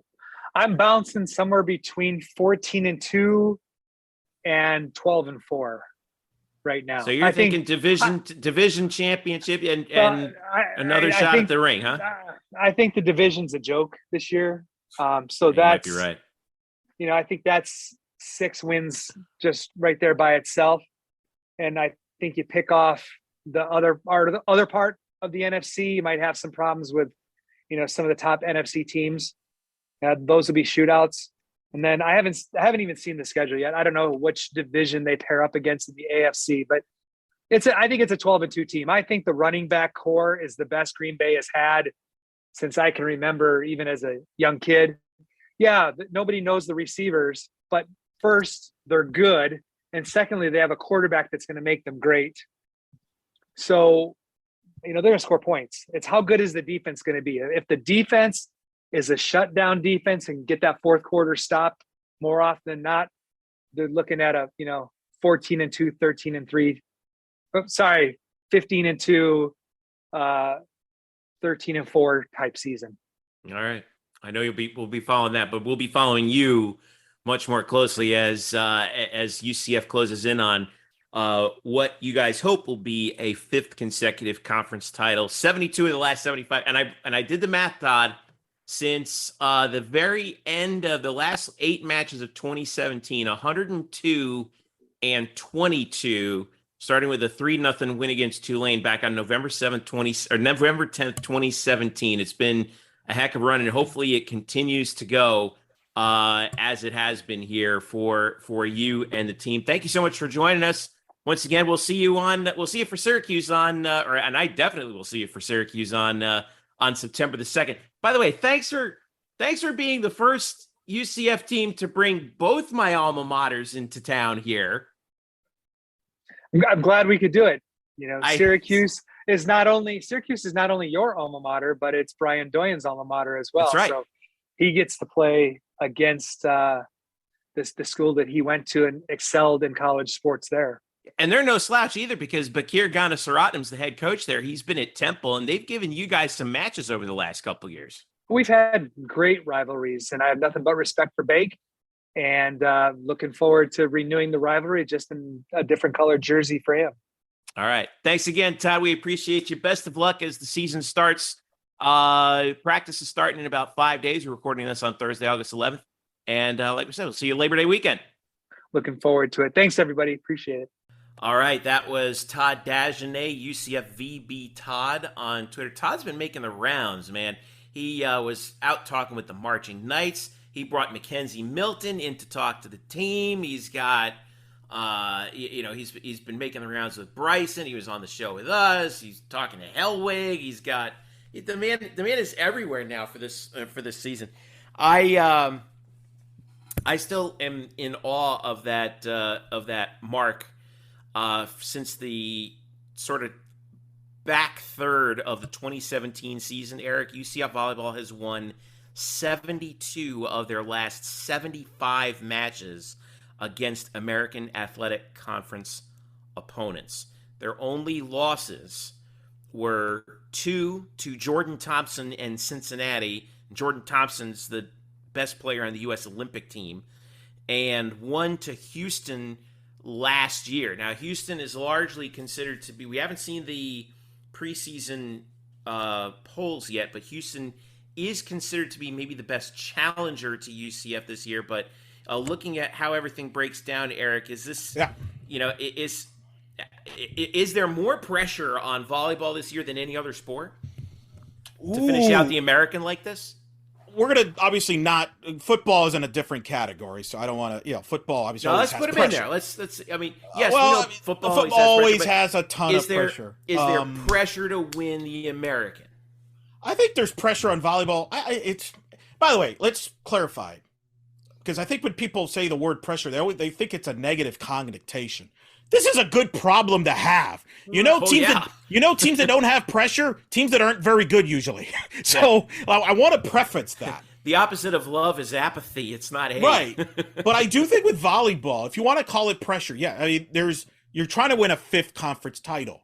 But then there's that elusiveness. Last year, no UCF team in Division I era went as far as last year's UCF team went. They were, a handful of swings away, a few points away from winning that, going to the Sweet 16. Right. Went to a 5th set in the second round. Was like 3 swings away from the Sweet 16. Agreed. And now you kind of have a good nucleus back, including, which is the other biggest storyline individually, McKenna Melville, maybe the greatest player in the history program. That's going to be the big topic throughout the year is where does she rank all time? Mm-hmm. She's right now in the conversation with Tanya Harper, Renata Michikova, Jenny Frank, who's a setter. It's hard to compare setters versus outside hitters, etc. But she's in that conversation, and a lot will be determined how she finishes her career and how the team finishes. This could be your best opportunity to get to the round of 16 before you go to the Big 12. So there's pressure, I guess, from that standpoint with this team. I think they're shooting high. I think they saw what happened with softball. I think they feel they could get that top 16 seed. They're going to shoot for that. Or if you can't get the top 16 host site, put yourself in a good position to get yourself in a good draw where you have a shot to win like they did last year where they got shipped out to LA and got a good draw, a fair draw. And unlike past years where you're busing 2 hours for McAllister and Gainesville. So that's what's at stake, I think, for volleyball this year. Yeah, I'm with you on that. I think that it was good for them to actually get shipped out last year, like you said, because it was an irregular opponent in Pepperdine and then UCLA, who they actually matched up well, and obviously they had the lead in the match. They almost knocked UCLA out in 4. But yeah, you're right. I mean, it bodes well that they've hosted before a couple years ago. It's just that, remember, they've been snake bit the last couple years prior to last year. Remember, Erin Olsen was out that year. She got hurt just prior to the last match of the regular season, and couldn't play in the match that they lost in the first round on the home floor to Florida Gulf Coast. And then the following year, the COVID year happens. They end up playing in the spring, and then Amber Olsen, our setter, was also in bad shape heading into that match that they lost in 5 to High Point. So I think the key is going to be, for all the accolades that they have, and I think this is a good thing for the team. This still sticks in their craw a little bit. They're like, we are not done here. We got things we still want to accomplish, and we have some stuff that we left on the table the last few years that we want to take care of. And you don't have McKenna Melville's come every so often. That's a generational player, so you want to kind of cash in. To Kyle brought this up in the opening segment. Houston, you brought up. That's probably the team. If there's going to be a team that pushes them in the league, it's Houston. I'm interested to see how Houston comes out. That, I think if you ask the volleyball players, that's their rival. Them and Cincinnati are their rivals, ironically, in volleyball. That's what, if you ask the players. Since if we gave them truth serum, I think they would say Cincinnati still. But Houston's kind of been the one that's kind of starting to, been pushing the last couple of years. They've been they were one of the first 4 out last year. Yeah. Yeah, that could develop this year. We'll see how it goes. And going into next year too, because they're going together. That's big. Yeah, that's something that they're going to bring. Quickly, Bryson, go ahead. So one thing that I've noticed in a lot of sports is you hit the transfer portal when you really need a certain something. Either you really need bodies or you need someone to complete your set, because last year's team was a really good team. And then they lose Anne-Marie Watson and Narissa Moravec. The good news is that a majority of them is coming back. So what does Todd do? Coach he goes to the transfer portal to get another grad student right side player in Kari Zumak, and a grad student middle blocker in Abby Hansen. Boom, reloaded and ready to go after that elusive Sweet 16 bid. Yeah. This is what I think, in my opinion, is volleyball's current era last stand. And that is going to be, and I think that it's going to be very entertaining to see this, because this is like do or die for like at least this era, and it's now or never. Yeah, I'm with you, and I think, and you know, the coaching staff and, you know, the players in some of my more casual conversations have said that, like, this is the class. They want this class to go out, you know, in a big way. And I will say one other player that we haven't mentioned much, who's been here the last couple years and has not seen the floor very much due to a series of injuries, Amari Williams, who came over from Florida State a couple years ago. Amari is a really good player, and I'm really looking forward to seeing what Amari can do on the floor. And I'm also looking forward to see who is going to be the next player who's going to try and fill the enormous shoes left behind by McKenna Melville. You know, Todd has talked with us in the past about how good Heidi Bondi is. You know, we've talked a couple times about how some of the other there are some players in recruiting who he's really excited about. You know, we mentioned Emily Wilson, who's an outside hitter from Estero, came over from San Diego, although she's kind of like a plug-in kind of player, at least at this point, who's going to compete for that spot that was left open by Tali Marmon. Yeah, but it's, you know, we talk about a team that's reloading. It's going to be this one. So our first chance to see them in action will be, once again, September 2nd. September the 2nd against the Syracuse Orange. And once again, thank you, Coach Todd, for bringing in my other alma mater to start the season. I'm going to be there to watch Syracuse. By the way, and Todd talked about this. You see who Syracuse's new head coach is? Yeah, former Temple coach, a rival Bakir Ganasaratnam from Temple, who put together some really scrappy teams at Temple. Their record may not have been good, but a couple times they gave UCF a little bit of problems.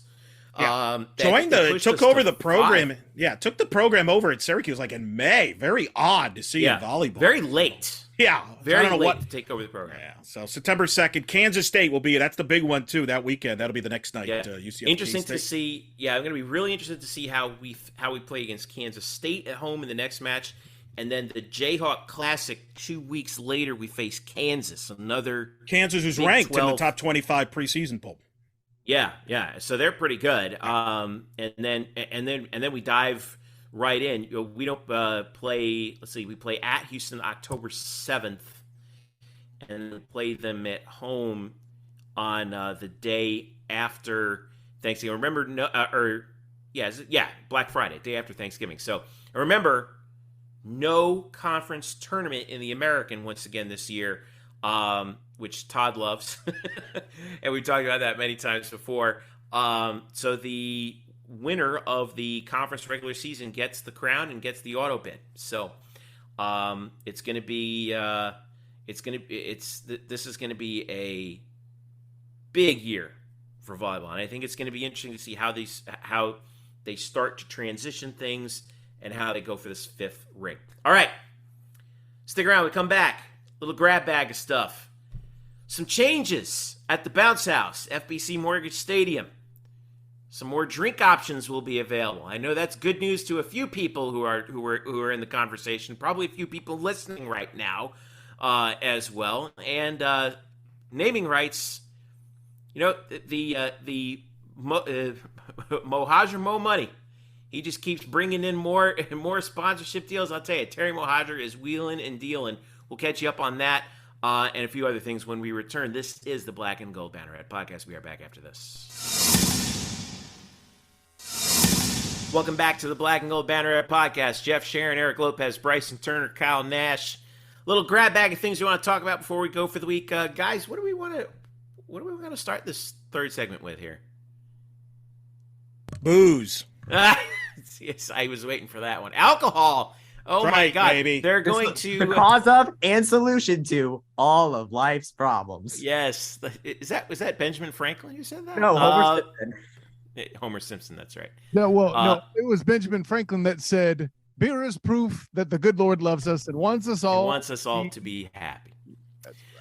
There will be alcohol sales at the Bounce House at FBC Mortgage Stadium. Outside the Carl Black and Gold cabana as well. Alcohol will be sold stadium-wide for the first time, available for purchase throughout. Guests must be 21 and older, present a valid ID. Full alcohol policy, and I'm actually have this right here on UCF's facilities site. So it says 21 and older, outside the stadium, not allowed inside. Sales will be cut off at the beginning of the fourth quarter or at the discretion of UCF Athletics and FBC Mortgage Stadium event management staff. Let's see.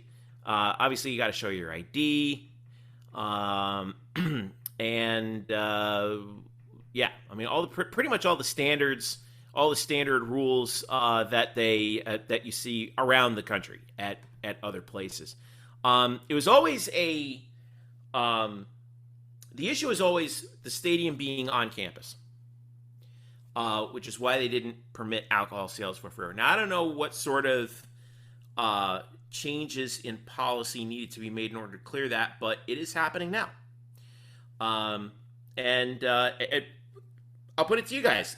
Good decision? Yes. I think it is. I saw it up close in the spring with baseball and softball. It made a difference. How so? I think the attendance improved. People actually like drinking, watching sports. It's whether it's at home or at the stadiums or at the arenas, that's part of it. I mean, we've seen it. Kyle, you and I have been at pro sports. You're at the NFL games every Sunday or in Jack. I mean, you go in there, you'll see people drinking outside the stadium. You'll see them going in the concession lines. Mm-hmm. And that's the thing. It brings revenue for UCF. That's why it's the move. Now, I know some people that have the cabana seats are not happy because they used to have the exclusivity of that. I get all that. But this is going to bring added revenue. And I think what Terry Mahajer has done here, he's bringing revenue wherever he can get it. Right. That worked with baseball and softball. Softball had made money this year. It had the most revenue they've ever had. They made money. A part of that was because they sold alcohol for the first time at softball. Baseball did that. Bryson was there. I do think that helps.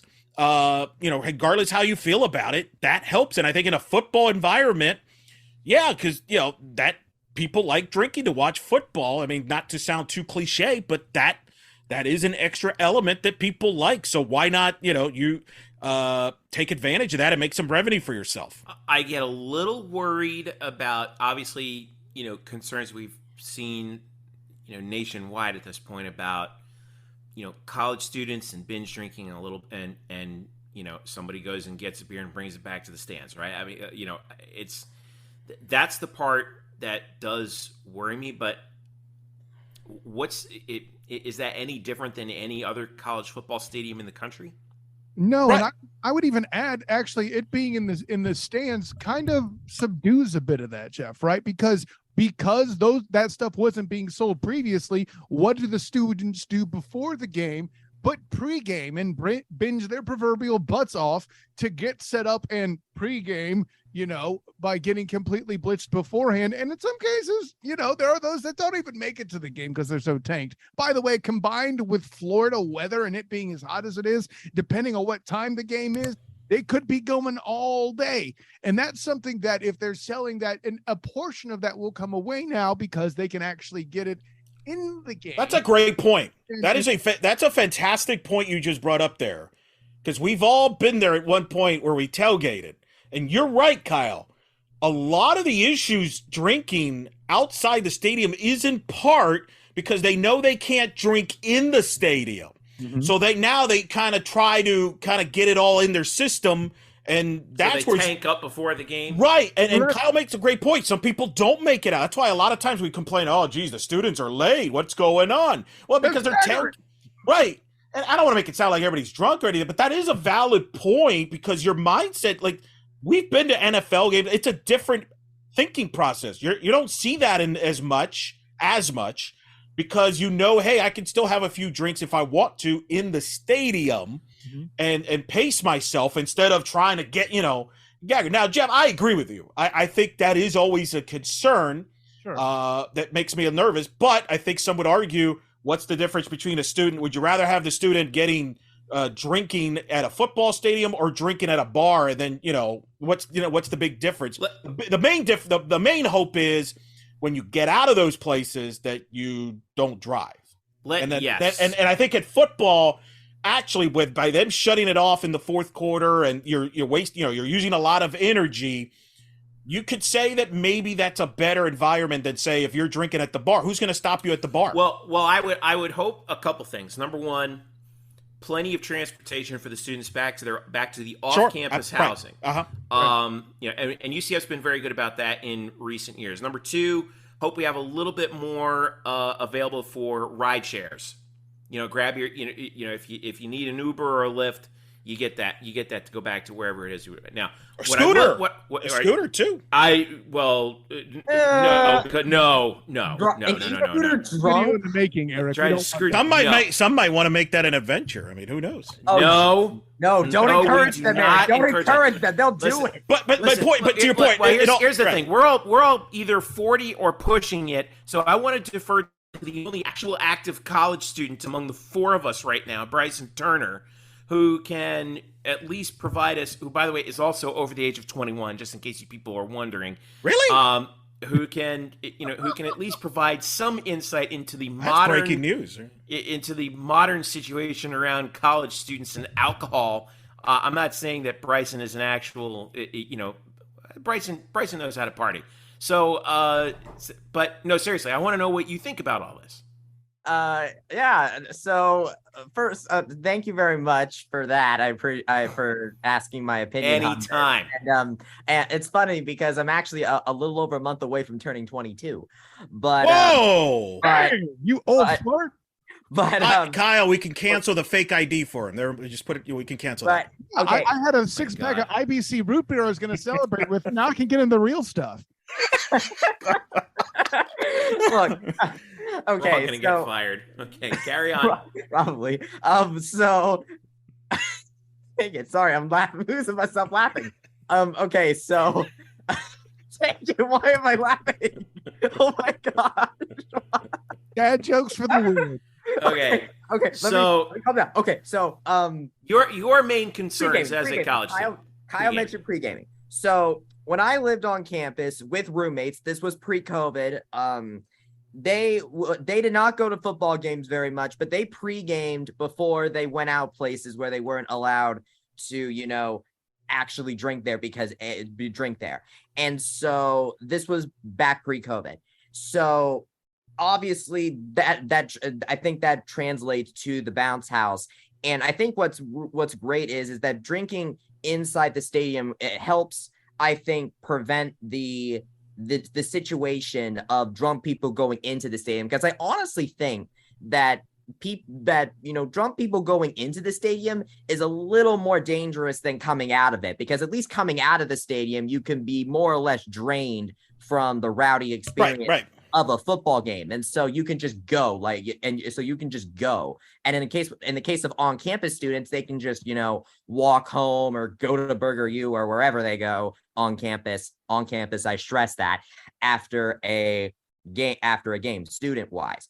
And then honestly, my only concern about this, and maybe this is just because I'm a picky person, but is the offerings, because I think the only concern now is going to be what kind of alcoholic offerings are you going to offer, and is it going to be popular enough to where people, that say some people are, for example, my dad, he's a big Michelob Ultra guy. If they don't sell Michelob Ultra in the stadium, is he still going to, purchase the alcohol in the stadium, or is he still going to just drink? And I'm not going to say that he would do this, by the way. I'm just like using, and this is just analogy.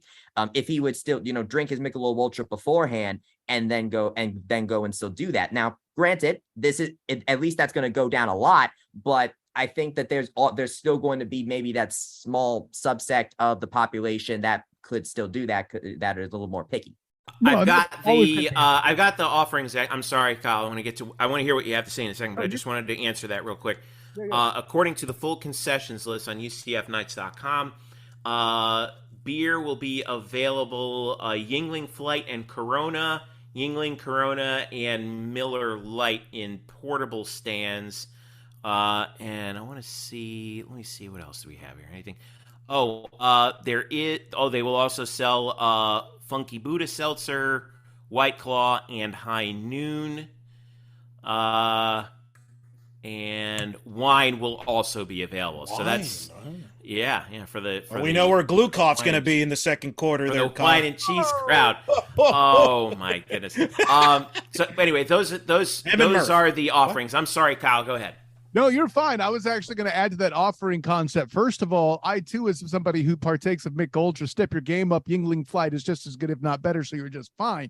I'm joking, Bryson. But yeah, I mean, to that point, you mentioned Funky Buddha being listed. Like with all the micro brews in the area that are available, especially near Florida and heck, even near campus, as this program expands, as it would be, and more of those get involved as they grow, I could argue that the offerings, maybe not this year, aren't the best, but hey, anybody that supports Yuengling over the InBev stuff, you know, your Bud Lights and stuff, is already ahead of the game.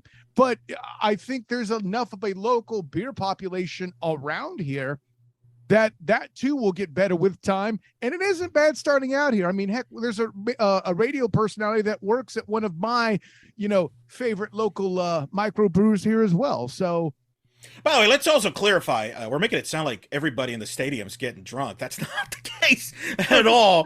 It's a small percentage of the stadium, and a lot of times those people are with somebody that maybe is not drinking. Sometimes you're drinking with food. So let's not, like I saw, and Bryson, I'll defer to you. I didn't see anybody, people drank at softball, but it wasn't like, oh, wow, this guy's drunk. Like, people were responsible, at least from my experience. Bryson, you were at baseball more than I was. I never heard of, any, whoa, there's an issue here. Did you, Bryson, over at baseball? No, and I don't think this is and I don't voice this as a concern with the other sports, because the other sports have tried this out, and well, let's face it, there's a smaller crowd base that you can do this with. With football, you have, there, even though it's like a small percentage of it, there's still more people involved in this. And and for me, it's one of the I learned this in one of my sport business classes that I have, is just when you prepare for certain things, you sometimes just want to prepare yourself for something that may not even happen, like how the lights went off in the Super Bowl, and the one of the things that they prepared for was something similar to that, not completely, and that sort of thing. My whole point is, no, the entire stadium's not going to get drunk, but I'm going to analogize as if it was, because that way preparing for the worst means you'll be. And I think the overwhelming majority is responsible. I think let's also clear that out. No, yeah, exactly. And so And for the record, a lot of people I see are the mostly responsible type. I'm just saying that, though, a lot of people at football are rowdy. And what does alcohol do? Your inhibitions go down. Inhibitions are a little down. And so basically what I'm trying to get at is that I don't think you need a lot of alcohol for a rowdy crowd to become even rowdier. Sure, you'll have the people that'll be completely wasted, but I think that, the rowdiness aspect is also a part of that. And sometimes you don't need too much alcohol to do that. And that's really the only thing that I think people may try to do, because let's not forget that there obviously is some part of the fan base that is very rowdy and that is very rowdy. And basically my worry is I just don't want people to get into fights with opposing fans. But there's always going to be sports fans in every sport, no matter what you have, alcohol, don't have alcohol, that's going to be rowdy. So I feel like sometimes we use that as a crutch, as the issue, when there's probably, somebody just wants to get rowdy because their team's losing. Bottom line is, but it's good business. It's good business. It's good business. You're making money, and you got to make revenue. I will say this real quick. I do wonder, if I was somebody that had a ticket at the Cabana, how do I feel about this? Because that was one of the perks that I would have. So does that change? That's the only thing that I can think of as a possible, do you lose some people that would have normally bought tickets in the Cabana, for example? But I that's think so, because the food offerings are pretty good there. all you got to do is offer exclusive stuff there at the Cabana level. Okay, we're selling to even the plebs that aren't in the Cabanas, but you can get free so-and-so now as well. So Are you talking about the field cabanas or the black and gold cabana? Yes. Okay. Both. So, according to a release on the UCF Athletics website, because this is another page that I found, the field cabana section says, by the way, they said they have new TVs there, which is really interesting, but they have exclusive game-by-game buffet and expanded beverage options, which I have to imagine would include some drinking. And then in the black and gold cabana, it says for fans 21 and older, new frozen adult drinks, boozy popsicles. I have no idea what a boozy. Whoa! That actually sounds pretty awesome. Then main Seriously. bar, Oh, now we know where. Here's the big one right here. Heaven Door Bourbon, Ghost Tequila, and Tito's Vodka. There's your seat. There's your There's options. your exclusive, yeah. Listen, what it all comes down to is, folks, do the night thing. All right. Drink we were joking, Bright. We're not going to give Bryson any drinks. We only give Drew gives Brian Murphy drinks. That's only people we buy. He's 20. He's going to be an old man. He's 22 in a couple weeks. Like, he can handle himself. All right. I'm just saying. All right. So now, speaking of making money off of sports, UCF is continuing to do that with Addition Financial Arena, which it was just announced a little bit earlier today officially. First UCF, broken by our own Bryson Turner, who scooped everybody on this one. So much so that the Sentinel had to attribute. Yeah, Jason Beatty. How you like that, Beatty? 12-year, $20 million extension of the naming rights agreement between Addition Financial Credit Union and UCF's arena, which goes through. The new deal takes place or takes effect January 1st. Of 2023, so 12 years puts us at December 31st, 2035. Man, we're gonna be really old by then. So it was. It's expected to be approved, but this is a pretty good deal. Once again, you're looking at. I'm trying to do real quick math here. 20 into 12. $1.67 million a year. Yeah, $1 2/3 million a year. So Terry Mohajir just continues to wheel and deal out here. Well, what's really interesting, Jeff, is that based on total value, this deal is actually bringing in more money over the long term than the stadium naming rights deal by about $500,000. The FBC Mortgage one is what it was naming rights deal was for 10 years, $19.5 million. So sure, the annual payment is going to be more with that, as it should be, but over the longer term, this deal is actually the larger one. I'm trying to see what the naming rights are for comparable arenas. I haven't found too many of them. I've been looking everywhere. Fifth Third Arena is Cincinnati's basketball arena. It was owned by, or not owned by, it was named for Fifth Third Bank.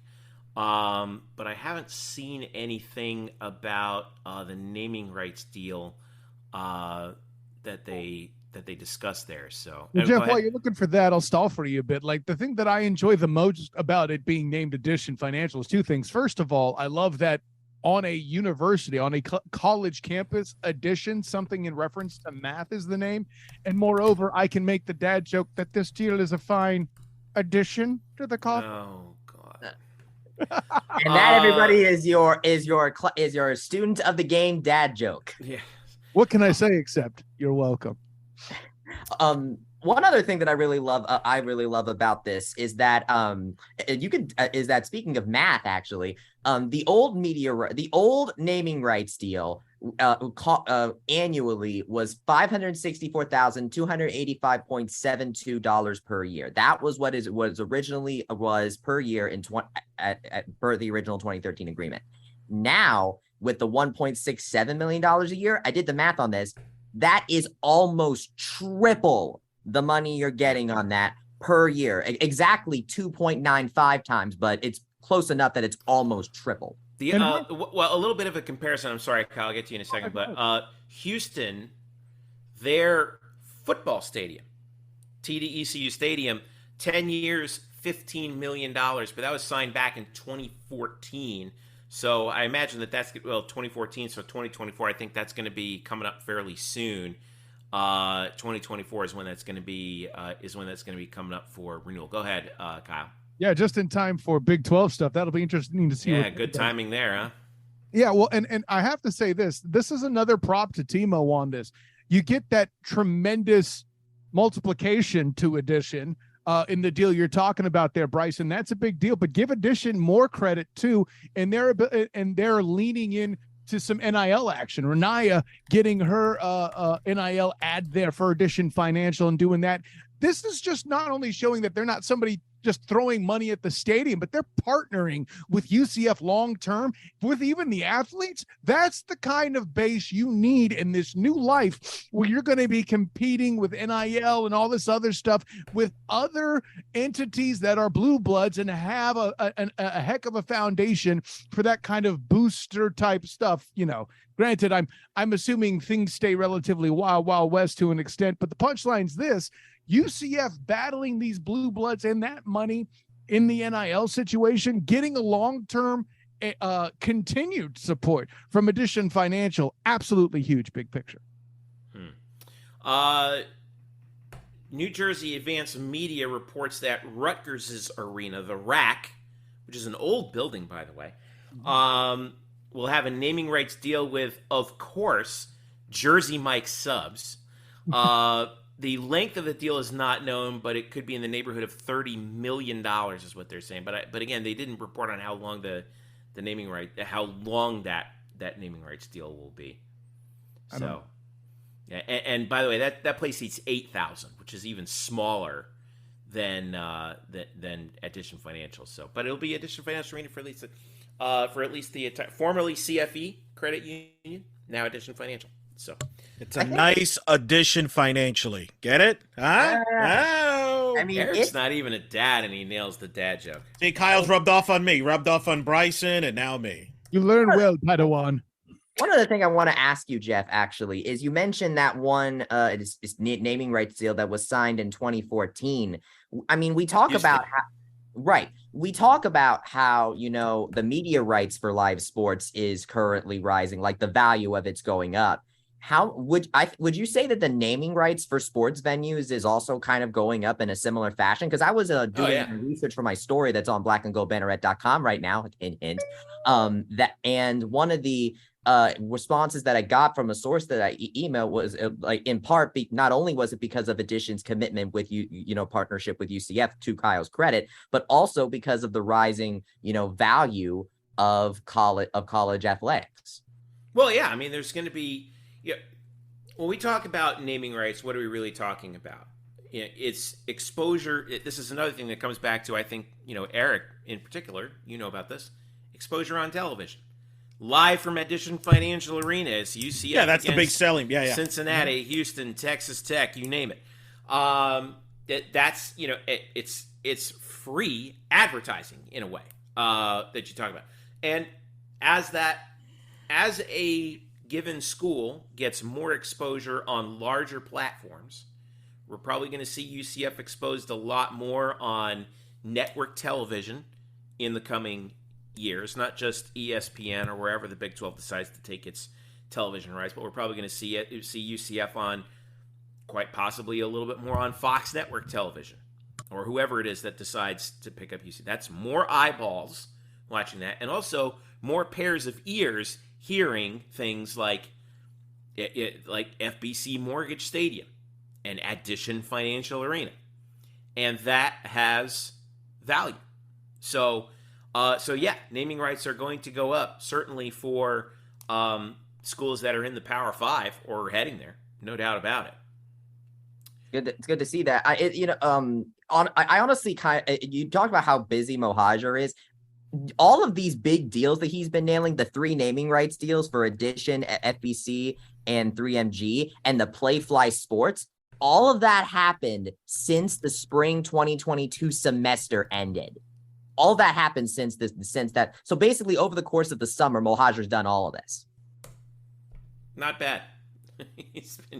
He's been killing it. Now, one thing that we will be seeing, though, and we're going to be wrapping up on this, is the Big Ten actually finalizing its media deal. And Eric, you have the details on this.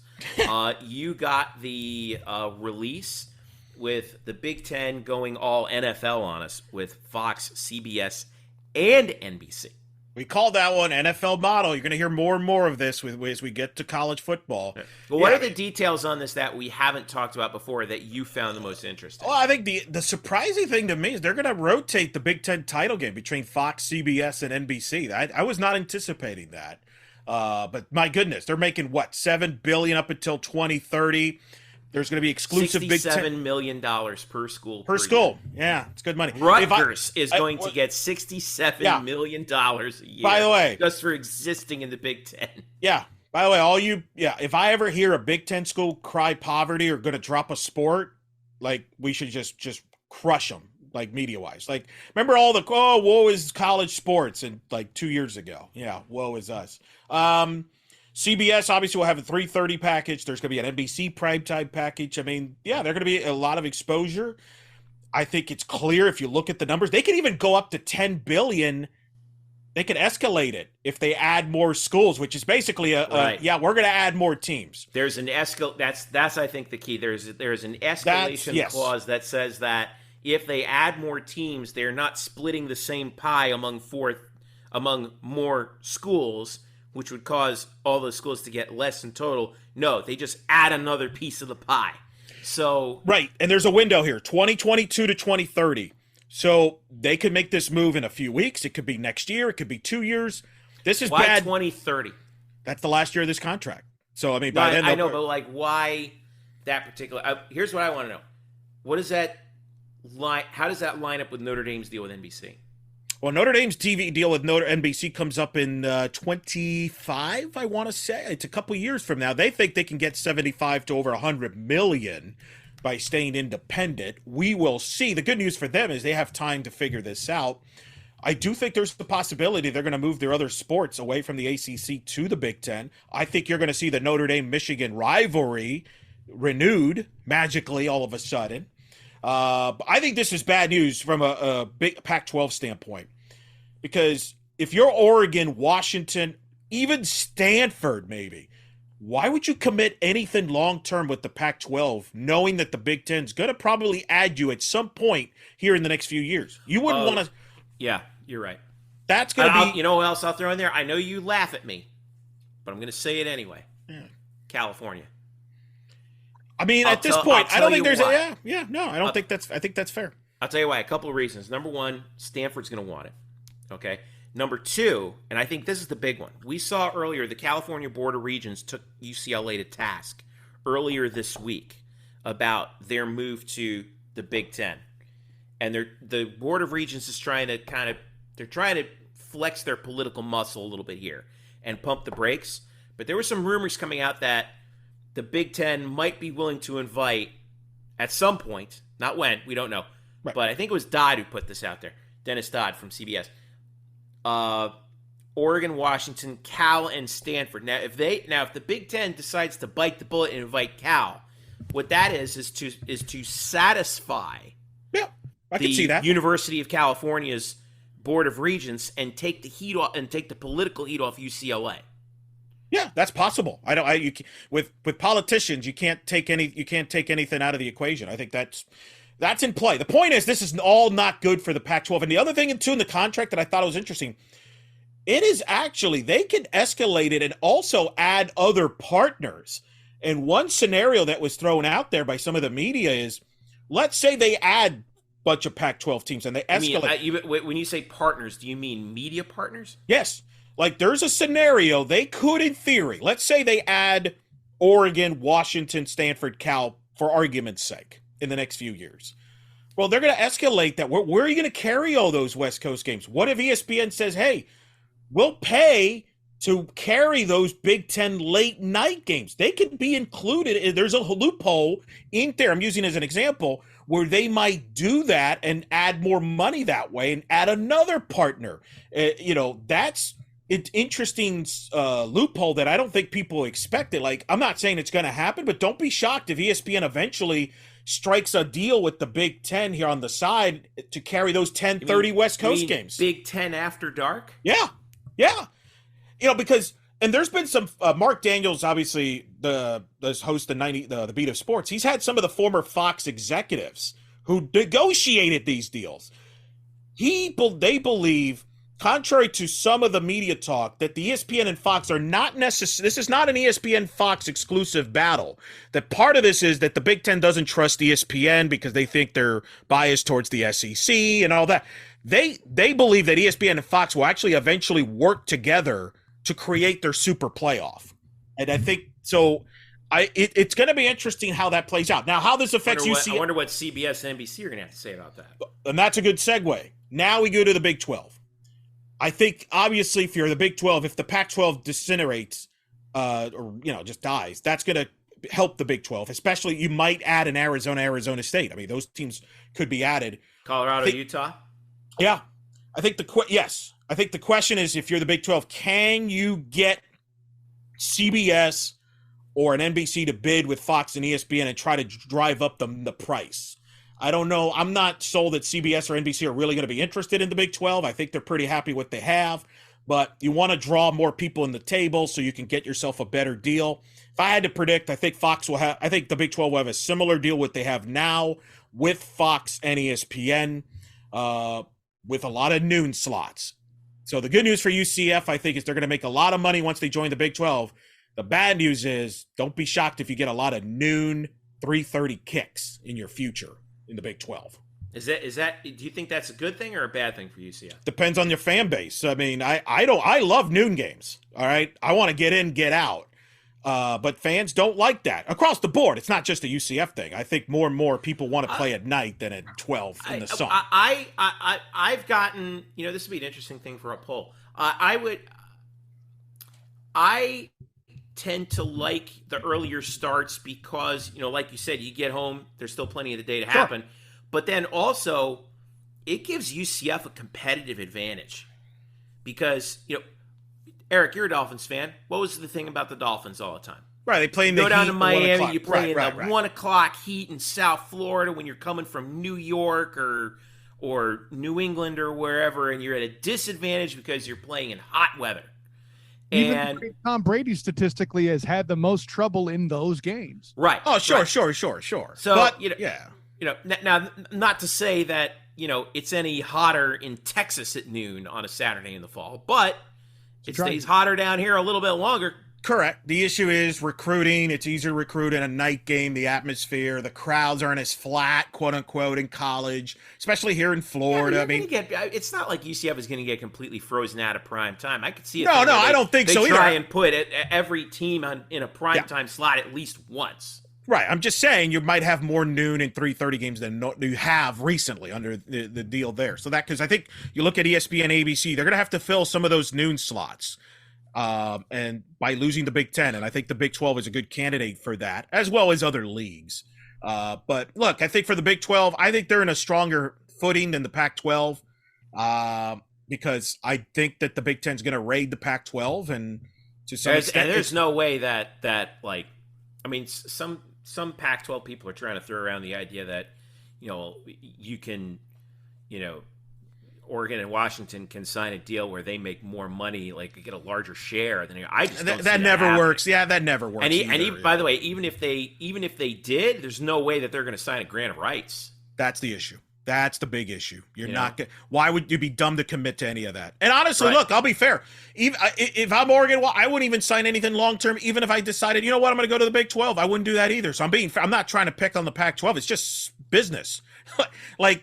That the Big Ten is going to add more West Coast teams. You're not just going to stay with 2. You don't know when. That's the kind of the tricky part.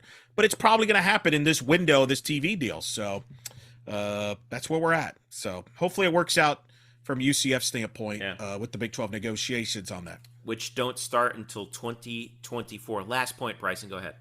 Well, first of all, I love how the Big Ten's trying to imitate the NFL so much that its championship game is its Super Bowl, and they're rotating it between networks. I think that's kind of hilarious. Yeah, I think you're going to see more and more of that coming moving forward, especially when they expand the playoff. But I will say that when the SEC decides to take a knife to the ACC eventually. But anyway, go ahead. Yeah. I will say that one thing that because the last time we talked about this, we mentioned what the fate of the Olympic sports would be. And I was thinking, they'll just go on Peacock, like how they're on ESPN Plus now. Nope. From what I'm seeing in this release, all of the Olympic sport competition is going to the Big Ten network. Correct. Oh, no. That's always been the Big Ten. They never take care of the Olympic sports in that regard, like the SEC does, in fairness. The SEC's done a good job of that. Well, let me ask you, though, Eric, about that, because you're not going to see every softball game in the Big Ten on the Big Ten network because teams play coincidental to one another. Correct. So what's going to happen? Are you going to have They're going to stay on BTN Plus. They're going to stay on BTN Plus like they have currently with student broadcast. Which is online. Yeah. All online. Yeah. That's probably what they're going to do, and they're not going to be on the mouse. Now, listen. The thing is with that is they're making a lot of money. Oh, so yeah. You think that they're going to obviously try and invest as much as they can into that? I think volleyball they'll invest because volleyball is their third most popular viewership sport in the Big Ten. I just don't think they're going to do that in baseball and softball. The weather doesn't, unless, and you brought this up when we were doing the group chat. Yeah, this is the other thing. If baseball and softball seasons get pushed back, which I think, especially in baseball, could happen once the NCAA championship media rights are up after 2024. Don't be surprised if college baseball around that time gets pushed. So, because I think I've heard ESPN like a summer sport, because ESPN, from what they want the College World Series on that July 4th weekend. That's the word on the street from television. And I'm talking about the men's. I forget. Third week of June, maybe second or third week. Hey, think that's not really that much of a pushback, is it? No, but a couple weeks can make a difference. A couple weeks can make a difference. You go from starting late February to starting March in college baseball. That makes a difference. I mean, they pushed back the Super Bowl 1 week now, and it's on my wedding anniversary week. That's a real problem, Jeff. Wow. Yeah, you're talking to a guy who got married who got married like in the middle of football season, October 29th. Hashtag you problem. So, yeah, fair enough. Fair enough. All right, well, we still have a lot of other what's the next shoe to drop, Eric? Well, now that we know the Big Ten deal is what happens here with the Pac-12. When does the Big Ten decide to pull the trigger? I think they're going to. Pac-12 media deal negotiation window is open right now. Is that correct? Yeah. So there's pressure there. And then, does Notre Dame want to join the Big Ten? Do they stay independent? Do they try? Who knows with Notre Dame? So I wouldn't. We might hear something within the next year. All right. Well, just enjoy the games on the field in the meantime. I know. Well, the good thing is we got football coming around, and we haven't seen any outsized news, but hey, Kyle, I thought you promised us a starting quarterback. Kyle, you promised us one. Come on. Hey, I promised you 4th place in the American. Okay. Whatever breaks, you can follow us for it. UCF Banneret _SBN. And guys, listen. We had our handle change, and it was beyond my control. We had to start the Twitter account all over again. So I remember, what was it? When that happened, we had something over 2,000 followers. Now we have 700 on this new account, and I want to try to get us to 1,000 before football season. So if you don't already, follow us on Twitter, UCF Banneret _SBN. Double check if you do or you don't, because if you followed us on the old handle, you may not be following us on the new handle. Trying to get to 1,000, so let us know. We will be following also Soccer Plays LSU next up in Baton Rouge. So make sure you follow us for that. You can also follow us individually. Jeff _Sharon. It's Bryson Turner. Eric Lopez Elo. The SOTG for the student of the game, who is Kyle Nash. And you can also follow the Noah Goldberg, who was killing it with the photos today from the women's soccer opener. Wow. _DS Warden for more photos. Of course, Stat Boy Drew for all your latest on UCF football. We could have some transfer portal news coming up in the next couple days, boys. That we might have to keep an eye on. So, is that why Drew's not here? Yeah, he got lost in the portal. Oh shoot! And we have to send Tony Stark in there to find him. Can somebody get Brian Murphy's number? We can offer alcohol now at the stadiums. You can follow us on Facebook too, facebook.com/blackandgoldbanneret, and of course at blackandgoldbanneret.com. Our UCF women's soccer preview is already up next week. We're doing our UCF men's soccer preview as well. Make sure. By the way, Bryson has been helping me out huge with these previews. We are doing the fullest Olympic sports previews you have ever seen on our site. Good enough to last you the entire year. If you want to sound like you know what you're talking about UCF soccer, UCF Volleyball, and later on UCF Basketball, UCF Baseball, UCF Softball, you better subscribe to you better hop on our site, subscribe to us, do whatever it is that you need to do in order to follow our Everything You Need to Know series about our UCF Olympic sports. We've got men's soccer coming up next week, and of course volleyball the week after that. That will do it for us here on the Black and Gold Banneret podcast. If you subscribe to us, we thank you. Please make sure you leave us a rating. Oh, also don't forget to subscribe to us on YouTube. If you do not subscribe to us, please do so as soon as humanly possible. We are on Apple and Android devices, wherever fine podcasts are given away for free. So for Kyle Nash, Bryson Turner, and Eric Lopez, I'm Jeff Sharon. Thank you so much for listening. This has been the Black and Gold Banneret podcast. Enjoy your weekend. We will see you next time.